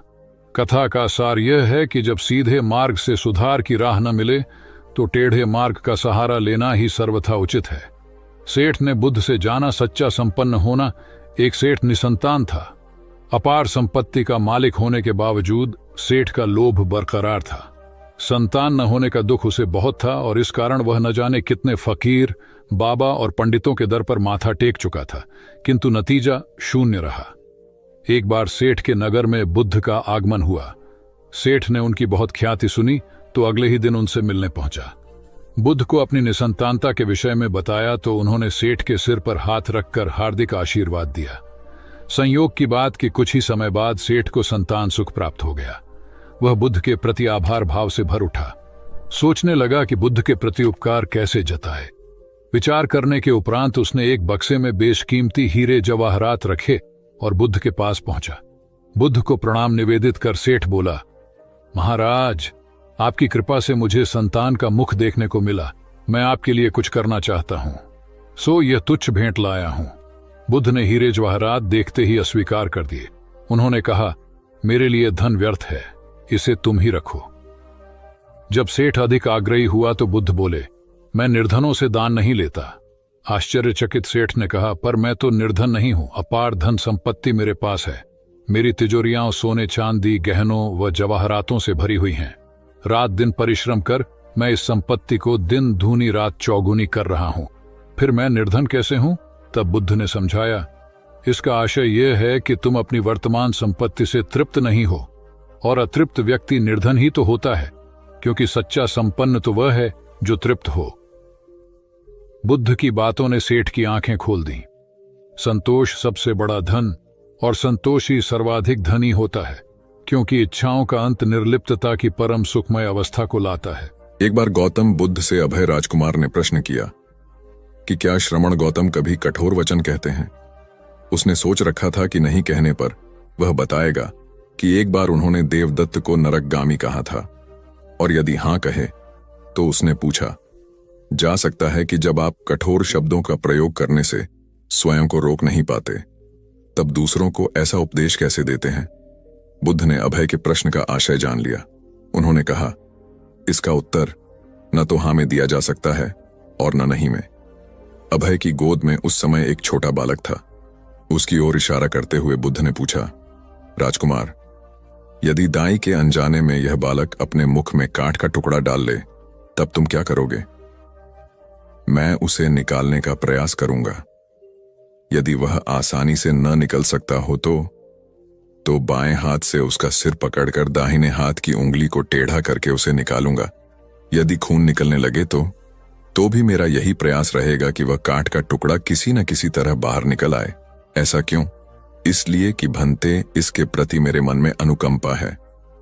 राजकुमार, ठीक इसी तरह तथागत जिस वचन के बारे में जानते हैं कि यह मिथ्या या अनर्थकारी है और उससे दूसरों के हृदय को ठेस पहुंचती है, तब उसका वे कभी उच्चारण नहीं करते। पर इसी तरह जो वचन उन्हें सत्य और हितकारी प्रतीत होते हैं तथा दूसरों को प्रिय लगते हैं, उनका वे सदैव उच्चारण करते हैं। इसका कारण यही है कि तथागत के मन में सभी प्राणियों के प्रति अनुकंपा है। भगवान बुद्ध देव और मनुष्यों के शास्ता थे, परंतु सबसे पहले वह मनुष्य थे। मनुष्य बढ़कर देवता बनता है, यह प्राचीन मान्यता थी। आज भी हम मनुष्यत्व के ऊपर देवत्व की बात करते हैं, परंतु बुद्ध ने इस क्रम को पलट दिया। उन्होंने कहा, यह जो मनुष्यता है वही देवताओं का सुगति प्राप्त करना कहलाती है। देवता जब सुगति प्राप्त करता है तब वह मनुष्य बनता है। देवताओं में विलास है, राग, द्वेष, ईर्ष्या और मोह भी वहां है। निर्वाण की साधना वहां नहीं हो सकती। इसके लिए देवताओं को मनुष्य बनना पड़ता है। मनुष्यों में ही देव पुरुष का आविर्भाव होता है, जिनको देवता नमस्कार करते हैं। मानवता धर्म का उपदेश देने वाले बुद्ध स्वयं मानवता के जीते जागते रूप थे। यहाँ उनके जीवन से संबंधित खुद प्रसंग दिए जाते हैं, जिनसे उनके व्यक्तित्व में बैठी हुई गहरी मानवता का दर्शन होता है। भगवान का परिनिर्वाण होने वाला है। रात का पिछला पहर है। भिक्षु उनकी शैया को घेरे बैठे हैं। बुद्ध उन्हें उपदेश दे रहे हैं। कह रहे हैं, भिक्षुओं, बुद्ध धर्म और संघ के विषय में कुछ शंका हो तो पूछ लो। पीछे मलाल मत करना कि भगवान हमारे सामने थे पर हम उनसे कुछ पूछ न सके। कोई शिष्य नहीं बोलता। भगवान 3 बार कहते हैं, पर कोई भिक्षु कुछ पूछने को नहीं उठता। भगवान को शंका होती है कि कहीं वे उनके गौरव का विचार करके पूछने में संकोच तो नहीं कर रहे। इसलिए वह कहते हैं, शायद भिक्षुओं, तुम मेरे गौरव के कारण नहीं पूछ रहे। जैसे मित्र मित्र से पूछता है, वैसे तुम मुझसे पूछो। बुद्ध अपने शिष्यों की समान भूमिका पर आ जाते हैं। उनकी यह विनम्रता मनुष्य धर्म की आदर भूमि है। बुद्ध ने अपने को भिक्षुओं का कल्याण मित्र कहा है, जो उनकी मानवीय सहृदयता और विनम्रता को सूचित करता है। एक दूसरा दृश्य भी उसी समय का है। चंद करमार पुत्र के यहाँ बुद्ध ने अंतिम भोजन किया था। उसके बाद ही उन्हें खून गिरने की कड़ी बीमारी हो गई थी, जो उनके शरीरांत का कारण बनी। बुद्ध को उसके हृदय का बड़ा ध्यान था। भक्त उपासक को यह अफसोस हो सकता था कि उसका भोजन करके ही भगवान का शरीर छूट गया। इसलिए आखिरी सांस लेने से पहले उन्होंने आनंद को आदेश दिया, आनंद, चंद करमार पुत्र की इस चिंता को दूर करना और कहना, आयुष्मान तूने बद्धा लाभ कमाया कि मेरे भोजन को करके तथागत परिनिर्वाण को प्राप्त हुए। जिसके हृदय में अगाध करुणा थी, वह ऐसा क्यों न कहता। उसने अपने पति के द्वारा बुद्ध के चरणों में प्रणाम अर्पित करवाया। भगवान ने उसे आशीर्वाद देते हुए कहा, कोल्य पुत्री सुप्रवास, सुखी हो जाए, चंगी हो जाए। सुखी और चंगी होकर बिना किसी कष्ट के वह पुत्र प्रसव करे। ब्राह्मणों के साथ भी उनकी पूरी सहानुभूति थी, जैसे कि विश्व के सभी प्राणियों के साथ उनकी पूरी सहानुभूति थी। बावरी नामक ब्राह्मण के एक शिष्य ने जब अपने गुरु की ओर से भगवान के चरणों में प्रणाम निवेदन किया तो भगवान ने आशीर्वाद देते हुए कहा, शिष्यों सहित बावरी ब्राह्मण सुखी हो। माणवक, तुम भी सुखी हो, चिरजीवी हो। बुद्ध के पास छोटा बड़ा जो भी जाता था, वह उससे कहते थे, आओ, तुम्हारा स्वागत है। भगवान अपनी अंतिम यात्रा में पावा और कुसीनारा के बीच जा रहे थे। रास्ते में उन्हें पुक्कुस मल्लपुत्र नामक व्यापारी मिला। उसने उन्हें एक दुशाला भेंट किया, परंतु भगवान उसे अकेले कैसे आड़ते। वह अपने शिष्य आनंद को सम्मानित करना चाहते थे। उन्होंने कहा, पुक्कुस, दुशाले के एक भाग को मुझे ओढ़ा दे, दूसरे को आनंद को। पुक्कुस ने ऐसा ही किया। भूल करने वालों के प्रति भी बुद्ध की अनुकंपा का पार न था। एक बार एक ब्राह्मण ने भगवान को वेरंजा में वर्षावास करने का निमंत्रण दिया। भगवान वहां गए, लेकिन वह ब्राह्मण बहुधंधी था। उसने उनकी कुछ भी सुध बुध नहीं ली। बुद्ध को बड़ा कष्ट हुआ। उन्हें 3 महीने तक कुटा हुआ जौ रोज खाना पड़ रहा, क्योंकि उस समय वेरंजा में अकाल पड़ रहा था और वह भी उनको और उनके शिष्यों को घोड़ों के व्यापारियों से मिलता था। इतना होने पर भी वर्षावास की समाप्ति पर भगवान बुद्ध अन्यत्र जाने से पूर्व वेरंजा जाकर ब्राह्मण को आशीर्वाद देना नहीं भूले। भगवान बुद्ध के जीवन में ऐसी अनंत घटनाएं मिलती हैं। उनमें हमें उनकी मानवता के दर्शन होते हैं। उनके जीवन में कोमलता की पराकाष्ठा थी और उनकी वाणी में अपर्वु माधुर्य था, जो सबको अपनी ओर खींचता था। उनके मुंह से क्रोध भरा शब्द कभी नहीं निकलता था। वह मनुष्य थे, परंतु मनुष्य की दुर्बलताओं से ऊपर उठ चुके थे। उनके व्यक्तित्व में मानवता की शुभ ज्योत्सना धर्म की स्थिति बन